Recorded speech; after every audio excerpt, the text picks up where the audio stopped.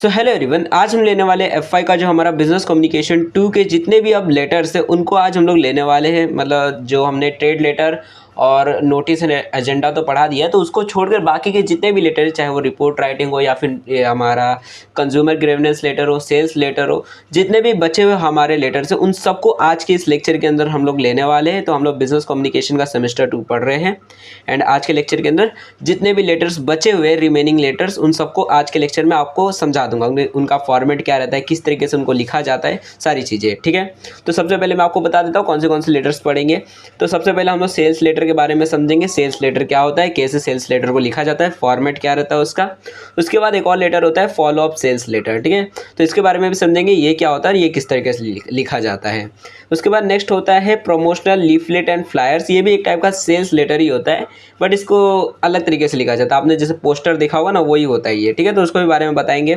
And fourth होता है हमारा consumer grievance guidance grievance letter. ठीक है, तो इसके बारे में भी समझेंगे कि ये किस तरीके से लिखा जाता है। फिफ्थ देखेंगे आरटीआई एप्लीकेशन, जो हमारा आरटीआई राइट टू इन्फॉर्मेशन का जो लेटर होता है वो कैसे लिखते हैं। एंड लास्ट में हम लोग समझेंगे कि रिपोर्ट राइटिंग कैसे की जाती है, क्योंकि पेपर में काफ़ी ज़्यादा मार्क्स का आता है। ठीक है, तो अच्छी तरीके से सारी चीज़ों को समझेंगे। तो स्टार्ट करने से लेक्चर को स्टार्ट करने से पहले मैं आपको लेटर के कुछ फॉर्मेट्स वापस से थोड़ा रिकैप करवा देता हूँ, कि हो सकता है कुछ लोग भूल गए हो कि लेटर आखिर किस तरीके, मतलब लेटर जो रहता है उसका फॉर्मेट किस तरीके का हमें रखना रहता है। ठीक है, तो देखो कोई भी जो लेटर होता है उसका एक फॉर्मेट रहता है। जैसे अगर आपको पेपर में आप जब जैसे सेल्स लेटर, मान लो आपको क्वेश्चन आ गया पेपर के अंदर, तो वहाँ पर आपको बताया जाता है कि आपको अपना जो सेल्स लेटर है उसको कौन से फॉर्मेट में लिखना है। कहीं पे लिखा रहेगा कि आपको मॉडिफाइड ब्लॉक फॉर्मेट में लिखना है, कहीं पे लिखा रहेगा कि फुल ब्लॉक फॉर्मेट में लिखना है। ठीक है, या फिर कहीं पे सेमी ब्लॉक फॉर्मेट भी बोला जाता है। तो क्या वो फॉर्मेट क्या होते हैं, कैसे होते हैं, तो आपको थोड़ा बहुत रिकैप करवा देता हूँ। वैसे तो मैंने बाकी के भी जो लेटर्स के लेक्चर उसमें भी बताया है। तो देखो ये जो लेटर्स होते हैं, पहली बात फुल ब्लॉक फॉर्मेट के बारे में समझ लेते हैं, ये किस तरह का होता है। तो फुल ब्लॉक फॉर्मेट के अंदर वही सारी चीज़ें कि सबसे पहले हम अपना सेंडर का एड्रेस लिख देते हैं, कि जो भी आदमी भेज रहा रहता है वो अपना एड्रेस लिख देता है। उसके बाद डेट लिख देता है। उसके बाद नेक्स्ट जो सामने वाले का एड्रेस लिख देता है। फिर हम लोग सलेशन लिख देते हैं, मतलब जो डियर सर रहता है वो सब। फिर सब्जेक्ट लिख देते हैं कि हम लोग लेटर क्यों लिख रहे हैं। फिर जो भी हमारा मैसेज रहता है वो लिखते हैं। और उसके बाद हम लोग अपना जो भी मतलब कॉम्प्लीमेंट्री क्लोज रहता है, मतलब जो भी लास्ट में बोल दे रहे थैंक यू, वो सारी चीज़ें। फिर सिग्नेचर मारकर हम लोग हो गया ख़त्म हमारा लेटर। लास्ट में इंक्लोजर रहता है, मतलब कोई एक्स्ट्रा डॉक्यूमेंट अगर हम लेटर के साथ अटैच करते हैं तो वो इंक्लोजर में लिख देते हैं कि हम ये एक्स्ट्रा डॉक्यूमेंट जो है इस लेटर के साथ अटैच करके दे रहे हैं। ठीक है, तो फुल ब्लॉक फॉर्मेट में होता है क्या है कि जितनी भी चीज़ें होती है वो सब की सब पैरेलली होती है, मतलब एक ही लाइन में सबके सब होते हैं जितनी भी चीज़ें होती है एक लेटर के अंदर। ठीक है, वहीं पे अगर आप मॉडिफाइड ब्लॉक फॉर्मेट को देखोगे तो वहाँ पर देखोगे सारी चीज़ें सेम रहती है। फ़र्क कितना रहता है कि जो डेट होता है वो आ जाता है हमारा मतलब राइट साइड में। ठीक है, मतलब यहाँ पर राइट साइड में हमारा ये डेट आ जाता है। और ये जो हमारा कम्प्लीमेंट्री क्लोज रहता है, मतलब लिखते हैं ना हम लोग यूर फेथफुली। ठीक है, तो वो जो यूर फेथफुली रहता है वो यहाँ पर आ जाता है, ये साइड में। देखा होगा आपने काफ़ी सारे लेटर्स होते हैं जहाँ पर डेट यहाँ पर हम लिखते हैं और यहाँ पर यूर फेथफुली लिखते हैं, तो मॉडिफाइड ब्लॉक फॉर्मेट होता है। पेपर में ज़्यादातर तो यही बोल देता है कि मॉडिफाइड ब्लॉक फॉर्मेट में लिखो। ठीक है, एंड एक और फॉर्मेट भी होता है जो कि होता है हमारा ये वाला। देखो एक ये वाला फॉर्मेट होता है जिसको हम बोलते हैं semi block format. Semi block format में क्या करते हैं, तो इसमें कुछ नहीं ज़्यादा रहता है। देखो जैसे कि यहाँ पर पहले वापस से थोड़ा रिकैप करवा देते हैं। देखो फुल ब्लॉक फॉर्मेट के अंदर सारी चीज़ें एक ही लाइन में रहती है। वहीं पे अगर हम मॉडिफाइड ब्लॉक फॉर्मेट में देखोगे तो वहाँ पर डेट जो रहता है उसको लेफ्ट साइड में कर देते हैं, और कंप्लीमेंट्री जो क्लोज रहता है यूर फेथफुली उसको भी लेफ्ट साइड में कर देते हैं। एंड सेमी ब्लॉक फॉर्मेट जो होता है उसके अंदर हम लोग क्या करते हैं, तो उसके अंदर हम जो सेंडर का जो एड्रेस रहता है उसको बीच में कर देते हैं एंड सिग्नेचर को भी लेफ्ट साइड में कर देते हैं। बाकी सारी चीज़ें सेम रहती है। मतलब क्या, सेमी ब्लॉक फॉर्मेट जो होता है ये मॉडिफाइड ब्लॉक फॉर्मेट को और ज़्यादा मॉडिफाइड कर दिया जाता है, तो उसको सेमी ब्लॉक फॉर्मेट बोल देते हैं कि आप सेंडर का एड्रेस बीच में कर देते हैं और सिग्नेचर को भी लेफ्ट में लेके आ जाते हैं। हो गया, ठीक है। तो इस तरीके से ये फॉर्मेट होता है। थोड़ा बहुत रिकैप हो गया होगा। अब नाउ सबसे पहला जो हमारा सेल्स लेटर है उसको स्टार्ट करते हैं। देन तो सबसे पहले सेल्स लेटर के बारे में समझ लेते हैं कि सेल्स लेटर होता क्या है, किस तरीके से लिखते हैं। तो देखो सेल्स लेटर का मतलब होता है कि जब हम अपना सेल्स करवाने के लिए दूसरों को लेटर भेजते हैं, जैसे मान लो आपका कंपनी है जो वॉशिंग मशीन बनाती है, ठीक है, तो वॉशिंग मशीन बनाने वाली कंपनी है, तो आप क्या चाहते हो कि मैं जो हूँ अपना मतलब थोड़ा महंगा मान लो वॉशिंग मशीन बनाते हो, बहुत ज़्यादा थोड़ा कॉस्टली वाला है, प्रीमियम क्वालिटी का, अच्छा क्वालिटी का आप वॉशिंग मशीन बनाते हो, तो आप ये नहीं चाहते कि मैं टीवी में ऐड दूँ, क्योंकि टीवी में अगर आप ऐड दिखाओगे तो उसमें एक तो खर्चा भी बहुत ज़्यादा लगेगा, ऊपर से वहाँ पर जो है आप एक पर्टिकुलर लोग को सिलेक्ट नहीं कर पाओगे, ठीक है, मतलब कुछ लोग रहेंगे जो गरीब लोग रहेंगे, उन लोग भी आपके एड्स को देखेंगे जो आपके उस चीज़ को, प्रोडक्ट को खरीद नहीं सकते, फिर आपका पैसा देखो एक टाइम पे बर्बाद होता है, ठीक है। तो सेल्स लेटर होता क्या है कि आप जो है कुछ लोगों को चुनते हो कि मुझे इस आदमी को लेटर भेजना है, जैसे बिल्कुल ऐसा होता है कि आपके घर पे नहीं सेल्समैन आते हैं कि यह हमने डिटर्जेंट लेके आया है, आप इस डिटर्जेंट को देखिए, आपको कैसा लग रहा है, आप खरीदना चाहो तो खरीद सकते हो, एक के साथ एक फ्री मिलेगा। वैसा ही होता है कि सेल्स लेटर, हम एक लेटर लिख देते हैं, एक चिट्ठी लिख देते हैं अपने कस्टमर को, कोई भी जो हम चाहते हैं कि इसको हम अपना कस्टमर बनाना चाहते हैं, तो उसको लेटर भेज देते हैं, और वो आदमी जो रहेगा आपका लेटर पढ़ेगा, उसको अगर पसंद आता है तो आपको रिप्लाई देगा कि हाँ मैं आपका प्रोडक्ट खरीदना चाहता हूँ, तो इसी को सेल्स लेटर बोला जाता है। मतलब हम अपने कस्टमर को लेटर भेजते हैं कि आप हमारा प्रोडक्ट खरीदना चाहते हो क्या, सेल्स करने के लिए हम लेटर लेते हैं अपने कस्टमर्स को, उसी को सेल्स लेटर बोला जाता है। ओके, अब देखो सेल्स लेटर जो रहता है उसका एक मतलब कह सकते हो फॉर्मूला रहता है उसको लिखने का, सेल्स लेटर का। देखो सेल्स लेटर जब हम अपना लिखते हैं तो उसके अंदर हमें 4 चीज़ों का ध्यान रखना रहता है, जो कि यहाँ पर बताया गया है। सबसे पहले मतलब यहाँ पर बोला गया है, देखो फॉर्मूला का नाम है ईडा, ठीक है, मतलब एडा, ठीक है, ये फॉर्मूला का नाम है। एडा मतलब क्या, देखो इसका फुल फॉर्म है, ए से होता है अटेंशन, आई से होता है इंटरेस्ट, डी से होता है डिज़ायर, और उसके बाद ए से होता है एक्शन, ठीक है। इसका मतलब क्या है, तो देखो अटेंशन मतलब क्या कि जब आपका ये मान लो जैसे आपका लेटर है, आपका ये सेल्स लेटर है, तो आपका ये जो सेल्स लेटर है उसके अंदर सबसे पहली जो पैराग्राफ होती है, पहली जो लाइन होती है, वो कुछ ऐसी होनी चाहिए जो कि आपका कस्टमर का जो अटेंशन है वो मतलब ग्रैब कर ले कि हाँ भाई आपका कस्टमर जो है थोड़ा मतलब इंटरेस्ट दिखाए कि हाँ मुझे थोड़ा पढ़ने का मन कर रहा है, ठीक है। जैसे यहाँ पर लिखा है डोंट यू फील सैड, मतलब आपको क्या बुरा, बहुत ज़्यादा बुरा लगता है कि आपके जो स्टूडेंट है वो बहुत ज़्यादा मतलब ऐसे जो भी प्रॉब्लम फेस कर रहे हैं, तो आपके लिए हमने ये सोल्यूशन लाया है। तो इस तरह मतलब ऐसे अगर कोई सेंटेंस लिखा रहेगा तो उससे अटेंशन ग्रैब होगा कि जो भी आपका कस्टमर रहेगा उतना ध्यान से पढ़ेगा, अच्छा लग रहा है, मेरा कोई प्रॉब्लम सॉल्व होने वाला है, यहाँ पर कुछ तो लिखा है, ठीक है। तो पहली बात आपको कुछ ऐसा स्टार्टिंग में लिखना है जिससे जो कस्टमर है उसका इंटरेस्ट और अटेंशन जो है आपका लेटर छीन सके, मतलब ग्रैब कर सके।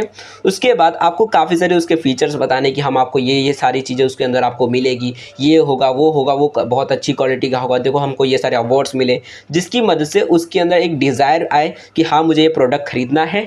लेकिन उसके बाद आपको लास्ट में जो आपका लास्ट पैराग्राफ रहेगा उसके अंदर आपको कुछ ऐसी बातें बतानी है उसको, जैसे आपको ऑफ़र बताना है, लिमिटेड ऑफ़र है कि अगर आप आज खरीदते हो तो आपको ये जो प्रोडक्ट है वो आधे दाम पे ही मिल जाएगा, या फिर इतना % आपको डिस्काउंट मिल जाएगा अगर आप ये कूपन डालते हो आज की आज, वरना अगर आप कल डालोगे तो आपको नहीं मिलेगा। तो हम कुछ लास्ट में ऐसी चीज़ें उसको बोल सकते हैं, मोटिवेट कर सकते हो उस आदमी को कि वो कुछ एक्शन ले ले। तो इस प्रकार का अगर हम अपना लेटर लिखते हैं तो हमारा जो लेटर होगा एक सक्सेसफुल सेल्स लेटर बन जाएगा और हमारी जो सेल्स है वो बढ़ जाएगी। तो इसी तरह से सेल्स लेटर लिखा जाता है। और यहाँ पर एक मेथड बताया गया है कि मतलब आपका जो पैराग्राफ, देखो आपका जो भी लेटर रहेगा उसके ना मेनली आपको 3 पैराग्राफ्स ही रखने हैं। जैसे यहाँ पर 1 पैराग्राफ हो गया, 2 पैराग्राफ हो गया, 3 पैराग्राफ हो गया, तो ऐसे 3 पैराग्राफ्स रखने हैं। और उन 3 पैराग्राफ्स को रखने के लिए मेथड बताया गया है स्टार चेन हुक, ठीक है। स्टार चेन हुक मतलब क्या, देखो स्टार का मतलब होता है वही कि सबसे पहले आपको स्टार्टिंग का मतलब कुछ ऐसी चमकदार बातें बतानी है जो कि आपका जो ऑडियंस है, जो भी आपके कस्टमर्स हैं,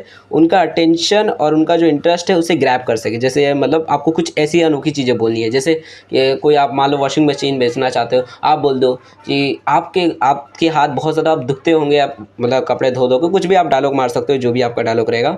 तो ऐसे मतलब कुछ भी आपको ऐसी चीज़ें स्टार्टिंग में इंट्रोडक्टरी पैराग्राफ में बोलनी है जो कि कस्टमर का अटेंशन और उसके अंदर एक इंटरेस्ट जाग जाए कि आपका लेटर पढ़ने के लिए, ठीक है। तो सबसे पहले आपको ये करना है कि अपने मतलब फर्स्ट पैराग्राफ जो रहेगा इंट्रोडक्टरी पैराग्राफ, उसके अंदर लोगों को अटेंशन और इंटरेस्ट को जगाना है। उसके बाद नेक्स्ट होगा कि अब जो मिडिल पैराग्राफ रहेगा उसके अंदर आप फीचर्स के बारे में बताओगे, ये बताओगे कि हमारा प्रोडक्ट बहुत ज़्यादा अच्छा है, ताकि उसके अंदर एक डिज़ायर आ जाए कि आपका वो प्रोडक्ट खरीदे।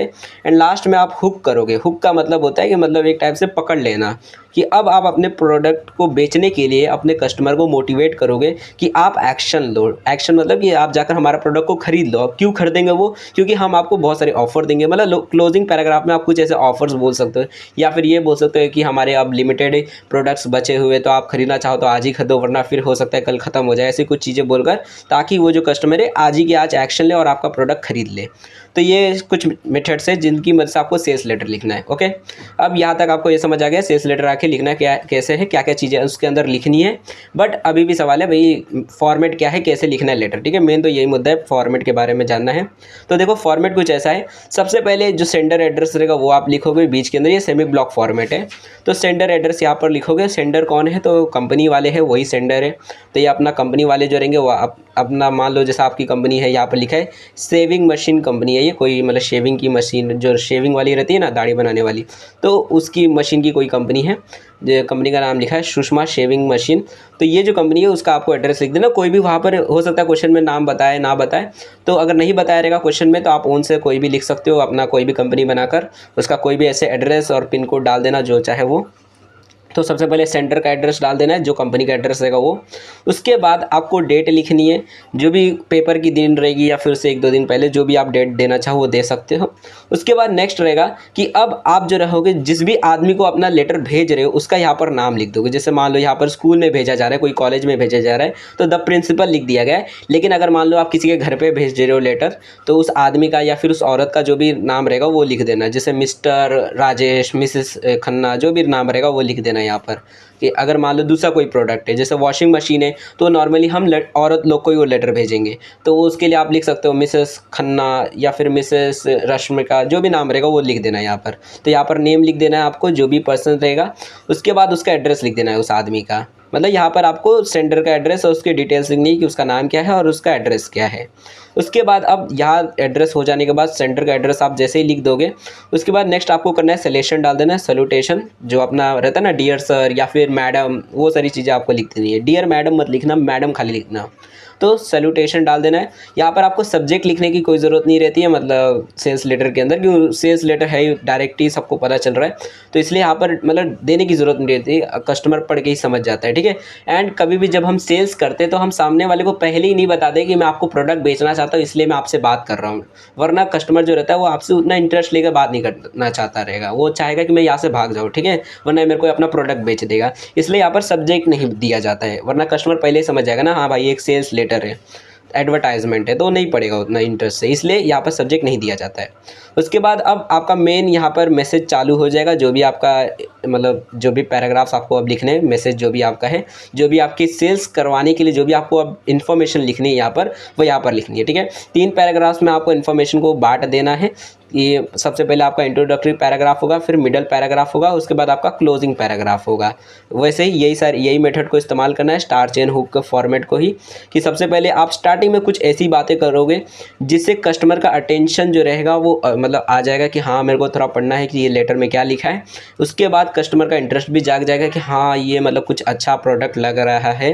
उसके बाद नेक्स्ट मिडल पैराग्राफ में आप उसे कन्विंस करने के लिए, उसके अंदर डिज़ायर पैदा करने के लिए कि हाँ मुझे भी ये प्रोडक्ट चाहिए, आप उसके फीचर्स बताओगे कि आप ये चीज़ें कर सकते हो। मान लो आपको कोई गेम है, प्ले स्टेशन बेचना है, तो उसके आप ये बताओगे कि इस गेम के अंदर ये जो प्ले स्टेशन है, मान लो PS5 बेचना चाहते हो, तो जो भी प्ले स्टेशन है तो उसके अंदर ये सारे फीचर्स है, उसके अंदर आपको ये गेम्स एक्स्ट्रा फ्री में मिलेंगे, वो उसके अंदर आप बहुत ज़्यादा अच्छे से खेल सकते हो गेम, ये जो भी रहेगा इसके अंदर मेंबरशिप आपको मिलेगी, ये सारी चीज़ें। तो वो फीचर्स जो भी रहेंगे वो आप यहाँ पर मिडल पैराग्राफ में बताओ, ताकि जो कस्टमर है उसका डिज़ायर आ जाए कि हाँ मुझे भी खरीदना है, मैं काम करता हूँ खरीदूंगा इसको, बहुत अच्छा लग रहा है प्रोडक्ट। ठीक है, तो यहाँ पर मिडल पैराग्राफ में उसके अंदर डिज़ायर आ जाएगा, लेकिन डिज़ायर आने का मतलब ये नहीं कि वो जाकर तुरंत ही खरीद लेगा। तो उसके लिए आपको क्लोजिंग पैराग्राफ में उसको कुछ चीज़ें बतानी होगी ताकि वो मोटिवेट हो एक्शन के लिए और वो आपका प्रोडक्ट आज ही खरीद ले। तो क्लोजिंग पैराग्राफ में बस आपको इतना करना है, वहाँ पर मान लो कोई ऑफ़र दे देना है या फिर ये बोल देना है कि यहाँ पर लिमिटेड ऑफ़र है आपके लिए, मतलब आज अगर आप ख़रीद लेते हो या फिर सिर्फ 5 दिन तक ही ये ऑफ़र चलेगा, उसके बाद आपका ये जो ऑफ़र है वो क्लोज़ हो जाएगा, उसके बाद आपको ये सारी जो एक्स्ट्रा जो बेनिफिट्स थे वो नहीं मिल पाएंगे और जो भी डिस्काउंट है वो नहीं मिलेगा। तो इसलिए आप आज ही आज जाकर जल्दी से ये प्रोडक्ट को ख़रीद लीजिए, क्योंकि हमारे पास लिमिटेड ही ये मतलब स्टॉक पड़ा हुआ है, हमारे पास बहुत ज़्यादा स्टॉक नहीं बचा हुआ है, अब थोड़ा बहुत ही स्टॉक है, तो आज ही के आज ऑर्डर कर दीजिए। इस तरीके मतलब आप क्लोजिंग पैराग्राफ में कुछ चीज़ें बोल सकते हो ताकि जो कस्टमर है वो मोटिवेट हो जाएगा कि हाँ मुझे आज ही खरीद लेना चाहिए, मतलब एक्शन के लिए मोटिवेट हो जाएगा। और उसके बाद जैसे ही आपका ये पूरे 3 के 3 पैराग्राफ कंप्लीट हो जाते हैं, यहाँ पर आपको 3 ही पैराग्राफ लिखना है। जैसे ही आपका 3 के 3 पैराग्राफ खत्म हो जाएंगे, उसके बाद लास्ट में आपको लिखना है यूअर ट्रूली, जो आपका रहेगा मतलब लास्ट में यहाँ पे योर ट्रूली लिखकर अपना जो भी सेल्स मैनेजर है वो लिख देना, ठीक है। क्योंकि ये नॉर्मली सेल्स मैनेजर ये लेटर भेजते हैं, तो आपको सेल्स मैनेजर लिख देना है, मैनेजर भी लिख दोगे तो चलेगा, ठीक है, लेकिन सेल्स मैनेजर ही लिखो। तो आपको इस तरीके से फॉर्मेट होता है। ओके, वापस से देख लेते हैं। देखो, सबसे पहले आपका जो कंपनी का एड्रेस रहेगा वो डाल देना है। नहीं दिया क्वेश्चन में तो आपने खुद की कंपनी बना लो, वहाँ पर डाल दो। क्वेश्चन में इतना बताया रहेगा कि आपका प्रोडक्ट कौन सा है। जैसे बोल देगा वॉशिंग मशीन की सेल करवानी है आपको, तो वहाँ पर ये नहीं बोलेगा कि आपका कंपनी का एड्रेस क्या है, तो आप खुद से अपनी कंपनी का एड्रेस बना दोगे। कोई भी नाम दे दोगे कंपनी का कि ये वाली, जैसे यहाँ पर लिखा है सुषमा शेविंग मशीन, तो आप लिख देना कि जो भी आपका नाम रहेगा XYZ वॉशिंग मशीन कंपनी, ऐसे आप जो भी नाम देना चाहो दे सकते हो। ओके, तो इस तरीके से लिखना है। सबसे पहले यहाँ पर कंपनी का एड्रेस, फिर डेट लिखना है, फिर जो भी आदमी को आप भेजना चाहते हो, आपका जो भी कस्टमर है उसका नाम लिख देना है। मिसेस रहेगा, मिस्टर रहेगा, या फिर कोई कॉलेज है तो जैसे प्रिंसिपल लिखा है ऐसे नाम लिख देना है। उसके बाद उसका एड्रेस लिख देना है, जो भी जहाँ पर भी वो रहता है। फिर सिलेक्शन लिख देना है। और कोई आदमी है तो डियर सर लिख देना, कोई औरत है तो मैडम लिख देना। उसके बाद आपको अपना मैसेज लिखना है 3 पैराग्राफ के अंदर। पहले में इंट्रोडक्टरी पैराग्राफ जिसमें इंटरेस्ट और अटेंशन ग्रैब करना है। नेक्स्ट मिडिल पैराग्राफ में आपको फीचर्स बताकर उसका डिज़ायर उसके अंदर जगाना है। एंड क्लोजिंग पैराग्राफ्स की मदद से आपको उसके अंदर मोटिवेट करना है उसको एक्शन के लिए। एंड लास्ट में योर ट्रूली लिखकर अपना नाम लिख देना है सेल्स मैनेजर, और आपका लेटर फिनिश हो जाएगा। ओके, तो इस तरीके से आपको लेटर लिखना है। ये फॉर्मेट है, इसका आपको मैं PDF दे दूँगा टेलीग्राम पर, वहाँ पर आपको मिल जाएगा। उसके बाद देखो, अब यहाँ तक आपको ये समझ आ गया होगा। यहाँ पर कुछ एग्जांपल्स हैं जो कि मैं आपको दे रहा हूँ ताकि आप समझ सको कि लिखना आपको कैसे है। जैसे यहाँ पर लिखा हुआ है, देखो कि मतलब सबसे पहले आपने यहाँ पर देखो, सबसे पहले कंपनी का एड्रेस लिख दिया कि पर्सनालिटी डेवलपमेंट सेंटर, तो ये कंपनी है जो कि पर्सनालिटी डेवलपमेंट करवाती है, तो वो लिख दिया। उसके बाद यहाँ पर एड्रेस लिख दिया, ठीक है, मतलब एड्रेस नहीं, सॉरी, डेट लिख दिया। तो ये डेट यहाँ पर भी लिख सकते हो, यहाँ पर लिखा गया है, कोई बात नहीं, यहाँ पर भी लिख सकते हो। उसके बाद यहाँ पर आपको अब जो भी देखो, यहाँ पर नाम लिख दिया कि जैसे मिसेस सना तलवर, ठीक है, तो ये जो भी मैडम है, औरत है, उसका नाम है, तो जो भी आदमी है उसका आप नाम लिख देना। उसके बाद उसका एड्रेस लिख देना है। फिर अपना सलेक्शन डाल देना, डियर मिस तलवर, या फिर आप ये भी लिख सकते हो कि मैडम लिख देना, जो चाहे वो लिख सकते हो सलेक्शन के अंदर। मतलब डियर अगर आदमी है तो डियर सर, नहीं तो डियर मिसेस तलवर, यहाँ पर तलवर लिखा है, या फिर मैडम लिख दो, ठीक है। उसके बाद आपका ये 3 पैराग्राफ का आपको ये लिख देना है। उसके बाद यहाँ पर लास्ट में आपको लिख देना योर सिंसियरली, या फिर योर फेथफुली भी लिख सकते हो, और अपना जो भी नाम रहेगा वो लिख सकते हो। जैसे यहाँ पर डायरेक्टर लिखा है तो आप ये लिख सकते हो कि योर ट्रूली के बाद अपना ही नाम भी लिख सकते हो, नहीं तो सेल्स मैनेजर भी लिख सकते हो। अपना नाम भी लिख दोगे चलेगा। जैसे यहाँ पर देखो लिखा है सीमा मल्होत्रा, ठीक है, तो अपना भी नाम लिख सकते हो। तो इस तरीके से आपको लेटर लिखना है। ये फुल ब्लॉक फॉर्मेट के अंदर है, और ये वाला जो है ये भी फुल ब्लॉक फॉर्मेट के अंदर ही है, बस यहाँ पर इसको भी इधर कर देना चाहिए, ठीक है। तो ये इस तरीके से आपको लिखना रहेगा सेल्स लेटर। ओके, अब यहाँ पर सेल्स लेटर समझ आ गया होगा। अब follow up letter, follow up sales letter क्या होता है? तो देखो, फॉलोअप सेल्स लेटर का मतलब होता है कि मान लो हमने किसी को पहले एक लेटर भेजा था, जैसे कि अगर यही वाला लेटर मान लो हमने भेजा था पर्सनालिटी डेवलपमेंट के ऊपर। अब लेटर भेजने के बाद क्या हुआ कि जो कस्टमर था उसने पढ़ने के बाद भी कुछ भी मतलब दिखाया नहीं, कि मतलब थोड़ा बहुत भी डिज़ायर नहीं दिखाया, या फिर कोई भी रिस्पांस नहीं आया उधर से कि मतलब वो ख़रीदना चाहता है हमारे से, प्रोडक्ट ख़रीदना चाहता है, सर्विस लेना चाहता है कि नहीं लेना चाहता है। पता चला कि हो सकता है उसको मिले ना मिले, मतलब हमको अभी कन्फ्यूजन है कि उसने कोई रिस्पॉन्स क्यों नहीं दिया लेटर के ऊपर। वो हो सकता है हमको मना कर सकता था, या फिर हाँ बोल सकता, कुछ भी बोला ही नहीं उसने, ठीक है। तो जब इस तरीके का होता है तो हम उस आदमी को वापस से एक और लेटर भेजते हैं, ठीक है, उसको हम बोलते हैं फॉलोअप सेल्स लेटर। तो उसी को बोला जाता है जब हम अपने कस्टमर जो रहता है, जिसको हमने पहले ही एक सेल्स लेटर भेजा था, और जब उसका हमें रिस्पांस नहीं मिलता है, या फिर एक नेगेटिव रिस्पांस मिलता है कि वो बोलता है कि नहीं मुझे नहीं चाहिए आपका प्रोडक्ट, तो उस टाइम पर हम उसे एक और लेटर भेजते हैं, ये कोशिश में कि नहीं इस बार अच्छे से बोलेंगे, उससे बातचीत करेंगे तो हो सकता है वो हमारा प्रोडक्ट खरीद ले। तो उसको हम बोलते हैं फॉलोअप सेल्स लेटर। जब दूसरी बार सेल्स लेटर भेजा जाता है सेम कस्टमर को, तो अब जब दूसरी बार लिखा जाता है तो दूसरी बार अब हमें वापस से उसी फॉर्मेट का इस्तेमाल करने की ज़रूरत नहीं पड़ती है। क्योंकि देखो, पहली बात देखो, जब हमने पहले मतलब ये लिखा था लेटर, तो पहली बात हम उसका अटेंशन ग्रैब करना चाहते थे, उसके फीचर्स बताकर उसको बताना चाहते थे कि ये, लेकिन क्योंकि अब हमने पहले लेटर्स की मर्जी ये सारी चीज़ें बता चुकी रहती है, तो अब हमें वापस से वही चीज़ों को रिपीट करने की कोई ज़रूरत नहीं रहती है।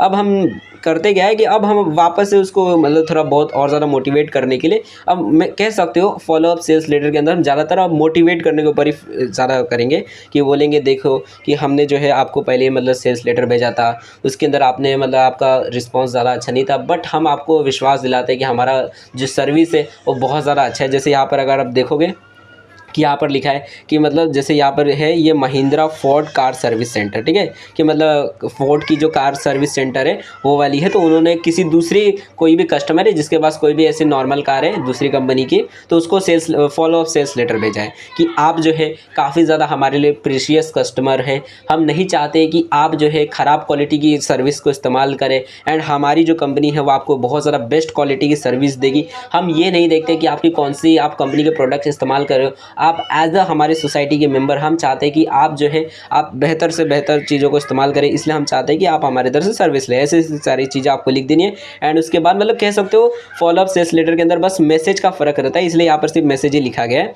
उसके बाद बाकी सारी चीज़ें सेम रहती है कि आप वहाँ पर लिख दो योर फेथफुली, एंड लास्ट में अपना नाम लिख दोगे कि भाई मैं हूँ और मैंने आपको लेटर भेजा है। ओके, तो इस तरीके से आपको लेटर लिखना रहेगा, follow up sales letter.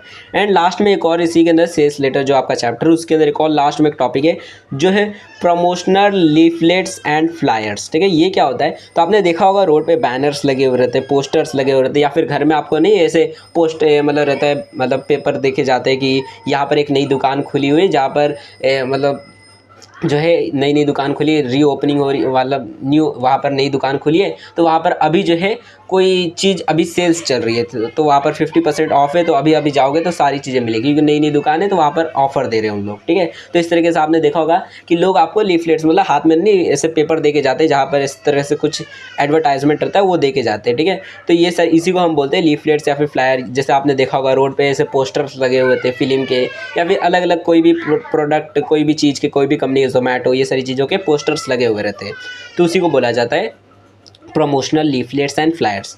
Okay, तो ये लिखते कैसे, तो आपको पता होगा जब आप 9वीं 10वीं 11वीं अभी तक आपको मालूम हो गया होगा, आपने जब मराठी या फिर हिंदी जाहिरात आपने सुना होगा या फिर एडवर्टाइजमेंट ऐसे देखा होगा, मतलब आपने बनाया होगा, ठीक है। इसमें करना कुछ नहीं रहता है, आपको बस एक ऐसा अट्रैक्टिव कह सकते हो एडवर्टाइजमेंट का पेपर बनाना रहता है जिसकी मदद से लोग देखकर आपका जो है प्रोडक्ट को खरीदे, ठीक है। ये सेल्स लेटर, ये लेटर नहीं होता है, ये टाइप का पोस्टर जैसा आपको बना देना रहता है। आप इस तरह से बता सकते हो कि आपको हम 5th एनिवर्सरी का ऑफर दे रहे हैं, जैसे यहाँ पर लिखा है कि सुपर पैकेज डील, इस तरीके से मतलब लोगों अट्रैक्ट करने के लिए आप इसी तरह हाईलाइट करके बड़े बड़े अक्षरों में लिख सकते हो। और यहाँ पर ऐसे कुछ बॉक्सेस बना सकते हो कि हम आपको 99 रुपीज़ में ओनली, जैसे यहाँ पर लिखा हुआ है कि हमारी 5th एनिवर्सरी है जिसके लिए हम लोग जो है ये सारे सेट ऑफ जो प्रोडक्ट्स है जैसे कि with economic prices, sofa set है, डाइनिंग सेट है, centre table plus TV unit, bedroom set, ये सारी चीज़ें आपको सिर्फ और सिर्फ 99,000 के अंदर मिल जाएगी। मतलब इतने सारे प्रोडक्ट्स हम इतने ही रुपए में देने वाले। कौन सी कंपनी है, तो वुड मॉल कंपनी है।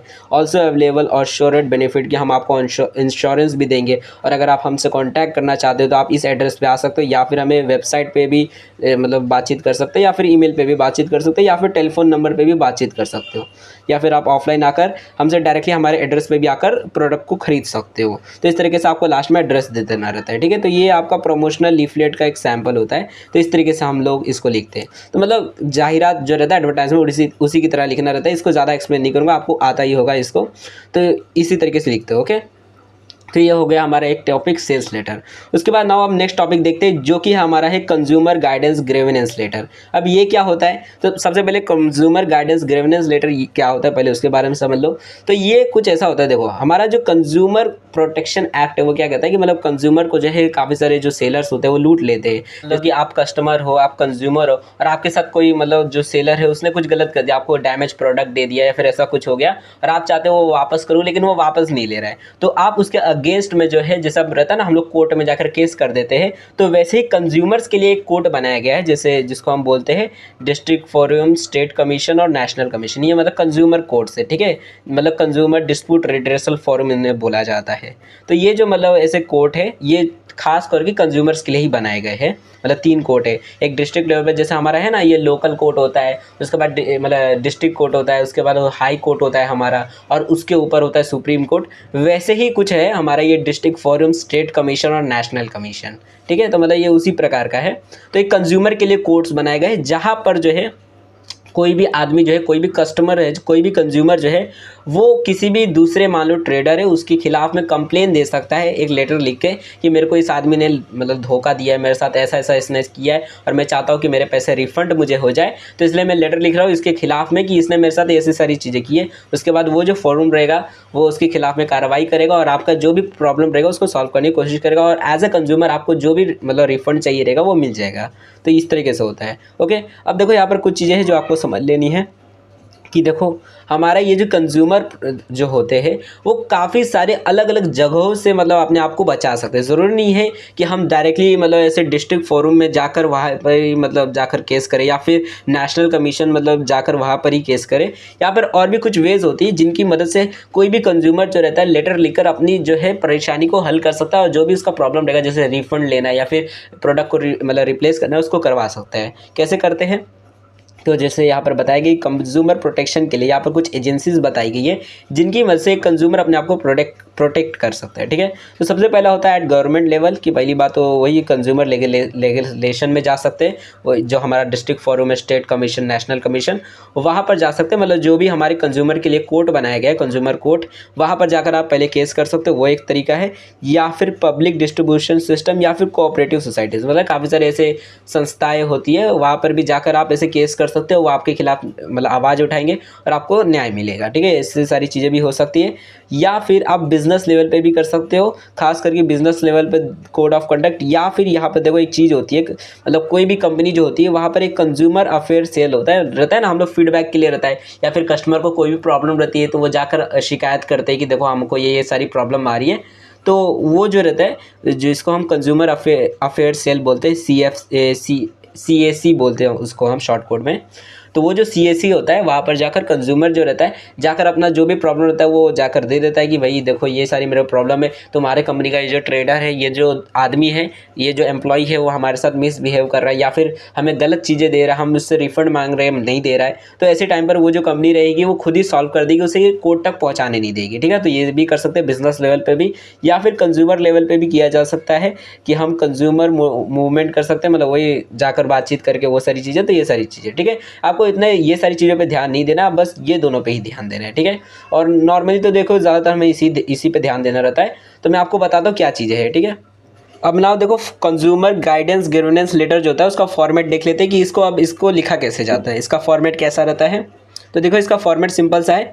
सबसे पहले करना है आपको क्या है, सबसे पहले तो आपको डेट लिख देनी है कि आप किस तारीख को ये लेटर लिख रहे हो। जैसे मान लो आज आपका पेपर है तो उसी दिन का डेट लिख सकते हो, तो सबसे पहले डेट लिख देना है। उसके बाद अब ये जो लेटर आपको भेजना कहाँ पर है वो उसका एड्रेस लिख दोगे। ठीक है, मतलब जहाँ पर भी आप ये लेटर भेजना चाहते हो उसका एड्रेस लिख दो। जैसे अगर मान लो जैसे यहाँ पर बता देता हूँ, यहाँ पर है कि देखो जैसे कि रहता है ना, कोई मान लो आपको कोई क्रिमिनल मान लो आपके ऊपर केस चल रहा है, जैसे मान लो कोई भी केस आपके ऊपर चल रहा है, तो हम क्या करते हैं, हम मतलब जैसे अगर मान लो आपको हमारा जो डिस्ट्रिक्ट कोर्ट है वहाँ पर लेटर भेजना रहेगा तो आप डिस्ट्रिक्ट कोर्ट का ही एड्रेस लिखोगे। ठीक है, तो वैसे ही अगर मान लो जैसे आप कंज्यूमर लोग का अलग अलग कोर्ट बनाया गया है, जैसे डिस्ट्रिक्ट फोरम हो गया, तो ये डिस्ट्रिक्ट लेवल पे होता है, ये बिल्कुल डिस्ट्रिक्ट कोर्ट की तरह होता है जिसको हम डिस्ट्रिक्ट फोरम बोलते हैं क्योंकि ये कंज्यूमर लोग का कोर्ट होता है। ठीक है, वैसे ही स्टेट कमीशन होते हैं। ओके, तो मान लो जैसे आप डिस्ट्रिक्ट फोरम के अंदर लेटर भेजना चाहते हो तो आप करोगे क्या कि आप जो है यहाँ पर एड्रेस जो है ये डिस्ट्रिक्ट फोरम जो रहेगा उसका एड्रेस लिख दोगे कि द प्रेसिडेंट, उसके बाद जो भी वो आदमी रहेगा या फिर जो भी वहाँ का एड्रेस रहेगा डिस्ट्रिक्ट फोरम का वो आप एड्रेस लिख दोगे। ठीक है, एड्रेस क्या है तो मैं आपको बता देता हूँ, आपको बस खुद से मतलब एक को याद कर लेना है क्योंकि पेपर में आपको नहीं बोला जाएगा कि आप खुद से यहाँ पर इस पर्टिकुलर जगह पर ही आपको एड्रेस भेजना है। बहुत कम चांसेस रहते हैं कि आपको बोला जाए कि आप जो है इस जगह पर मतलब डिस्ट्रिक्ट फोरम में जाकर या फिर नेशनल कमीशन में आपको लेटर भेजना है, तो वहाँ पर आप किसी को भी एक को याद कर लोगे और वो एड्रेस लिख दोगे, काम चल जाएगा। ठीक है, मैं आपको बता देता हूँ एड्रेस कौन से हैं। तो देखो यहाँ पर कुछ प्राइवेट मतलब कह सकते हो कोऑपरेटिव या फिर ऐसे ऑर्गेनाइजेशन से जो कि कंज्यूमर्स के लिए एक्टिव है, मतलब कंज्यूमर के लिए काम करती है और उनको न्याय दिलाने के लिए है। ठीक है, तो अगर मान लो आप इनको चाहते हो कि मैं इनको लेटर लिखूं और इनकी मदद से मुझे न्याय मिले तो आप ये कर सकते हो। जैसे मुंबई ग्राहक पंचायत, ये जो है ये एक मतलब ऑर्गेनाइजेशन का नाम है, तो ये जो ऑर्गेनाइजेशन है उसका आप एड्रेस लिख सकते हो कि मेरे को यहाँ पर लेटर भेजना है। ठीक है, या फिर consumer guidance society of India कहा, ये मतलब कुछ एड्रेसेस है, इनमें से आप कोई भी एक याद कर सकते हो। ठीक है, बट नॉर्मली आपको इससे ज़्यादा इसके ऊपर ध्यान देना चाहिए। ठीक है, आप इनको याद कर सकते हो। जैसे कि अगर मान लो कि आप भेजना चाहते हो एड्रेस, जैसे ये जो है ये सिटी लिमिट है, मतलब डिस्ट्रिक्ट फोरम जो है हमारा उसका एड्रेस है। तो आप चाहो तो इसका एड्रेस लिख सकते हो, ठीक है, कि मतलब आप यहाँ पर भेजना चाहते हो, यहाँ पर एड्रेस दिया गया है, ये डिस्ट्रिक्ट फोरम का एड्रेस है। कि सबसे पहले आप लिखोगे द प्रेसिडेंट, ठीक है, द प्रेसिडेंट के आगे सिटी लिमिट लिख सकते हो, नहीं भी लिखोगे चलेगा, ऑप्शनल रहता है सिटी लिमिट लिखना। तो सबसे पहले द प्रेसिडेंट लिखोगे, उसके बाद जो भी एड्रेस रहेगा उससे लिखने से पहले आप ये लिखोगे कि Bombay district consumer dispute redressal forum, मतलब ये लिख दोगे कि ये मतलब डिस्ट्रिक्ट लेवल का बॉम्बे का डिस्ट्रिक्ट जो है उसका ये कंज्यूमर रिड्रेसल फोरम है, ठीक है, मतलब इस तरह से पता चल जाएगा कि ये है क्या। उसके बाद लास्ट में उसका जो एड्रेस रहेगा वो लिख दोगे। आपको याद करना होगा बाय हार्ट कि मतलब एड्रेस क्या है। और यहाँ पर आप ये जो है ये मतलब स्टेट लेवल पे है, स्टेट मतलब डिस्ट्रिक्ट जो रहता है स्टेट लेवल पर, वो वाला ये मतलब एड्रेस है। तो इसके अंदर भी आप लिख सकते हो इस तरह से द प्रेसिडेंट, उसके बाद आप चाहो तो सब अर्बन लिमिट लिख सकते हो, या फिर यहाँ पर आगे लिखना है कि कंज्यूमर रिड्रेसल फोरम, एंड उसके बाद जो भी एड्रेस रहेगा वो लिख सकते हो, ठीक है। ये जो क्वेश्चन है इसके अंदर अगर आप देखोगे तो यही वाला दिया गया है, ठीक है। जैसे कि यहाँ पर देखोगे कि consumer dispute redressal of forum Mumbai सब अर्बन डिस्ट्रिक्ट सुदर्शन बिल्डिंग, ठीक है।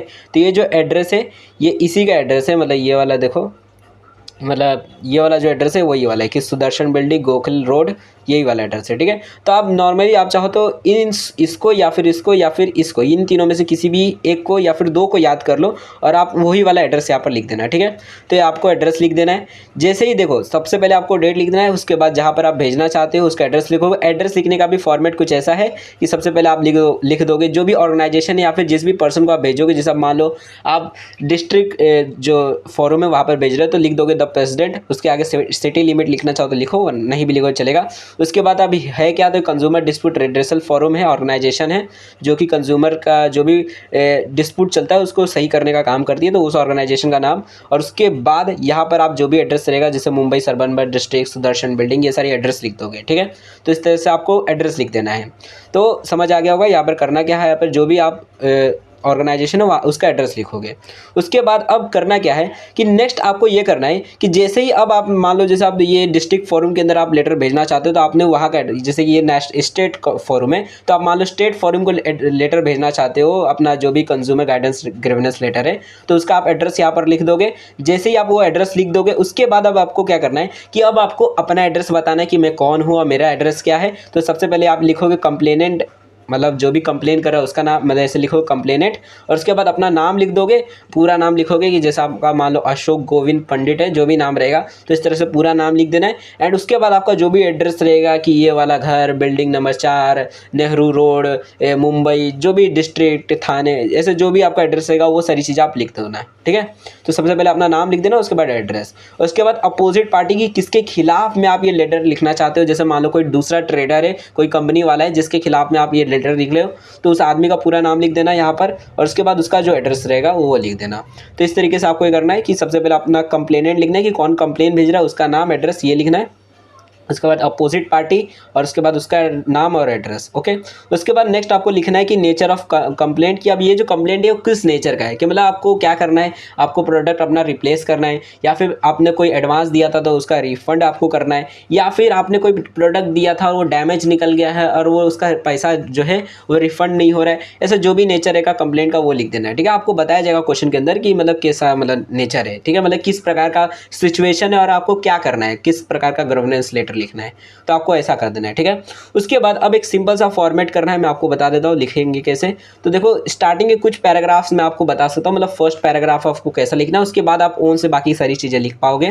तो देखो सबसे पहले आपको स्टार्टिंग ऑफ मैसेज स्टार्ट कर देना है। जैसे ही आप नेचर ऑफ कंप्लेंट लिख दोगे उसके बाद डायरेक्टली आपको इस तरीके से स्टार्ट कर देना है अपने मैसेज को, ठीक है। सबसे पहले आप अपने बारे में बताओगे, माय से अपना नाम बताओगे, ठीक है। वापस से मतलब वही चीज़ों को रिपीट करना है कि अपना नाम बताओगे, अपना एड्रेस बताओगे, वो भी पूरा हर मतलब पूरा डिटेल में कि आपका नाम पूरा क्या है, आपका एड्रेस क्या है। और उसके बाद आप लिखोगे ये कि हैज़ प्लेसेड ऑर्डर विथ, मतलब क्या कि आप बोलोगे कि मेरा नाम ये है, मेरा एड्रेस ये है और मैंने एक ऑर्डर प्लेस किया था इसके साथ में, किसके साथ में, तो उसका नाम लिखोगे, उसका एड्रेस लिखोगे कि इस आदमी के साथ मैंने किया था। फॉर द, मतलब जो भी प्रोडक्ट रहेगा उसका नाम लिख दो। जैसे मान लो कोई वुडन क्लॉथ था, या मतलब वुडन क्लॉथ नहीं सॉरी कॉटन क्लॉथ था, तो जो भी मान लो प्रोडक्ट है वो आप बोल दोगे कि फॉर कॉटन क्लॉथ वर्थ जितना भी अमाउंट करेगा 1 लाख का, मान लो आपने कॉटन क्लॉथ का ऑर्डर उसके साथ प्लेस किया था, इस तारीख को आपने ये सारी चीज़ें बोल दोगे, ठीक है। अब हुआ क्या है, उसके बाद आगे सिचुएशन अब आप बोलोगे, जो भी सिचुएशन रहेगी कि मान लो डैमेज निकल गया, या फिर प्रोडक्ट ख़राब ही है पूरा, या फिर जो है आपको प्रोडक्ट का कलर अच्छा नहीं लगा,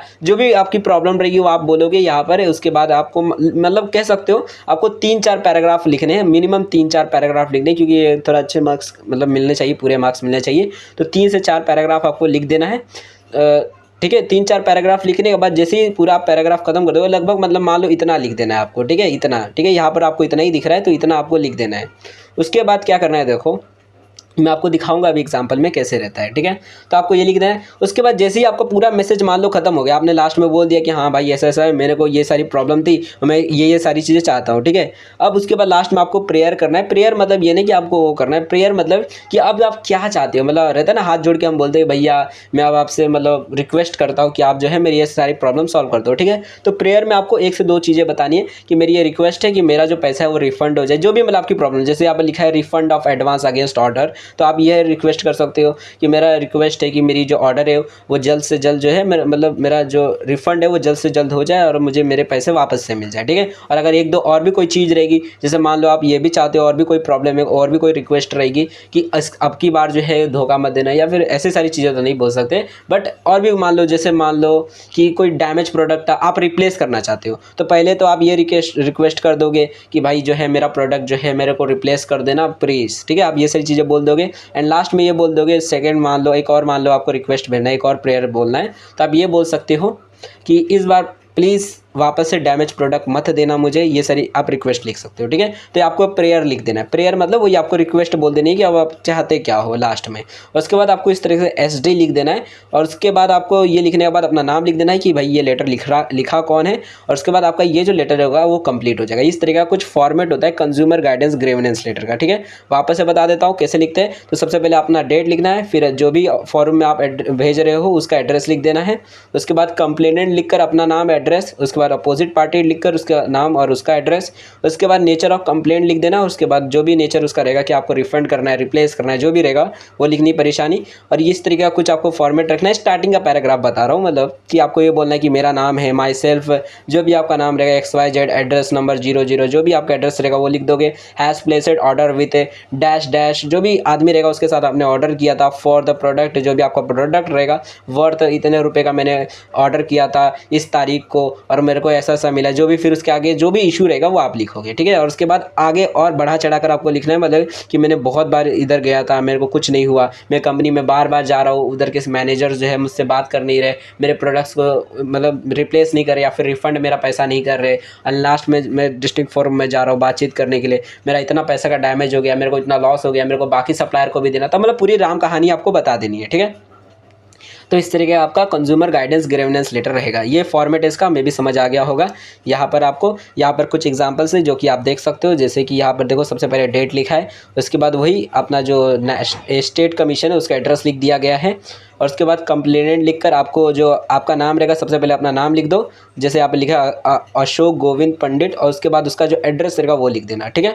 उसके बाद अपोजिट पार्टी की किसके खिलाफ में लेटर लिख रहे हो उसका नाम लिखोगे, जैसे आप लिखा है श्री नवीन पटेल, और उसका जो भी मतलब प्राइपरेटर मतलब जो भी ओनर है कंपनी का, न्यू वेव कंपनी, मतलब आप कह सकते हो कि अपोजिट पार्टी में जो भी रहेगा उसके नाम के बाद आप उसको ये भी लिखोगे कि ये ओनर है कंपनी का जिसका नाम है ये मतलब, या फिर मैनेजर होगा तो मैनेजर का नाम लिखो, जो भी रहेगा उसका नाम लिख दोगे, ठीक है। मान लो कोई कंपनी वाले हैं वो आपको रिफंड नहीं करे तो उस कंपनी के ओनर का नाम लिखोगे प्राइपरेटर, और उसके बाद जो भी कंपनी का नाम रहेगा वो, और उसके बाद एड्रेस लिख दोगे, ठीक है। कंपनी का एड्रेस आपको नहीं बोला रहेगा तो आप ओन से लिखना, ठीक है। क्वेश्चन में नहीं बताया रहेगा कि कंपनी का एड्रेस क्या है, वो सारी चीज़ें क्या है, आप ओन से लिखोगे एड्रेस, तो अपना कोई भी एड्रेस बना देना और लिख देना, ठीक है। उसके बाद नेचर ऑफ कंप्लेंट लिख देना कि भाई कैसा नेचर का है, जैसे रिफंड ऑफ एडवांस। उसके बाद जो भी आपकी मतलब बात है वो लिख देना, ठीक है, कि ये सारी चीज़ें हैं, ये सारी प्रॉब्लम्स है मेरी, और लास्ट में प्रेयर करके जो भी आपकी इश्यूज़ है वो सॉल्व कर लेना, मतलब कि बोल देना कि रिक्वेस्ट कि भाई मेरे को ये सारी चीज़ें मेरी रिक्वेस्ट है जो कि मेरे फुलफ़िल करनी चाहिए, मतलब आप मेरी ये रिक्वेस्ट को पूरी करो, ठीक है। उसके बाद SD लिखकर आपको ये अपना नाम लिख देना है कि भाई ये लेटर कौन भेजा है, तो अशोक गोविंद पंडित भेज रहा है, ओके। इस तरीके से आपको कंज्यूमर गाइडेंस ग्रीवेंस लेटर लिखा जाता है। मे भी ये समझ आ गया होगा। अब RTI लेटर समझ लेते हैं कि RTI लेटर क्या होता है, या फिर RTI एप्लीकेशन जो होता है वो आखिर होता क्या है। तो देखो RTI जो एप्लीकेशन होता है उसका यहाँ पर मैंने फॉर्मेट तैयार किया है, तो इसी तरीके से ये फॉर्मेट की तरह ही लिखना है। बट उससे पहले मैं आपको ये बता देता हूँ कि आरटीआई का मतलब क्या होता है और इस लेटर के अंदर बेसिकली हम डिमांड क्या करते हैं। तो देखो आरटीआई जो है मतलब जैसे अभी मैंने आपको बताया था ना, कंज्यूमर प्रोटेक्शन एक्ट 2005, तो गलती से मेरे से निकल गया था कि 2005 का वो एक्ट है।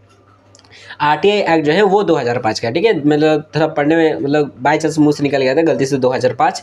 तो आरटीआई एक्ट जो 2005 में ये बनाया गया था एक्ट को। तो ये जो एक्ट है वो कहता क्या है, तो देखो पहली बात आरटीआई का फुल फॉर्म क्या है वो आपको बता देता हूँ।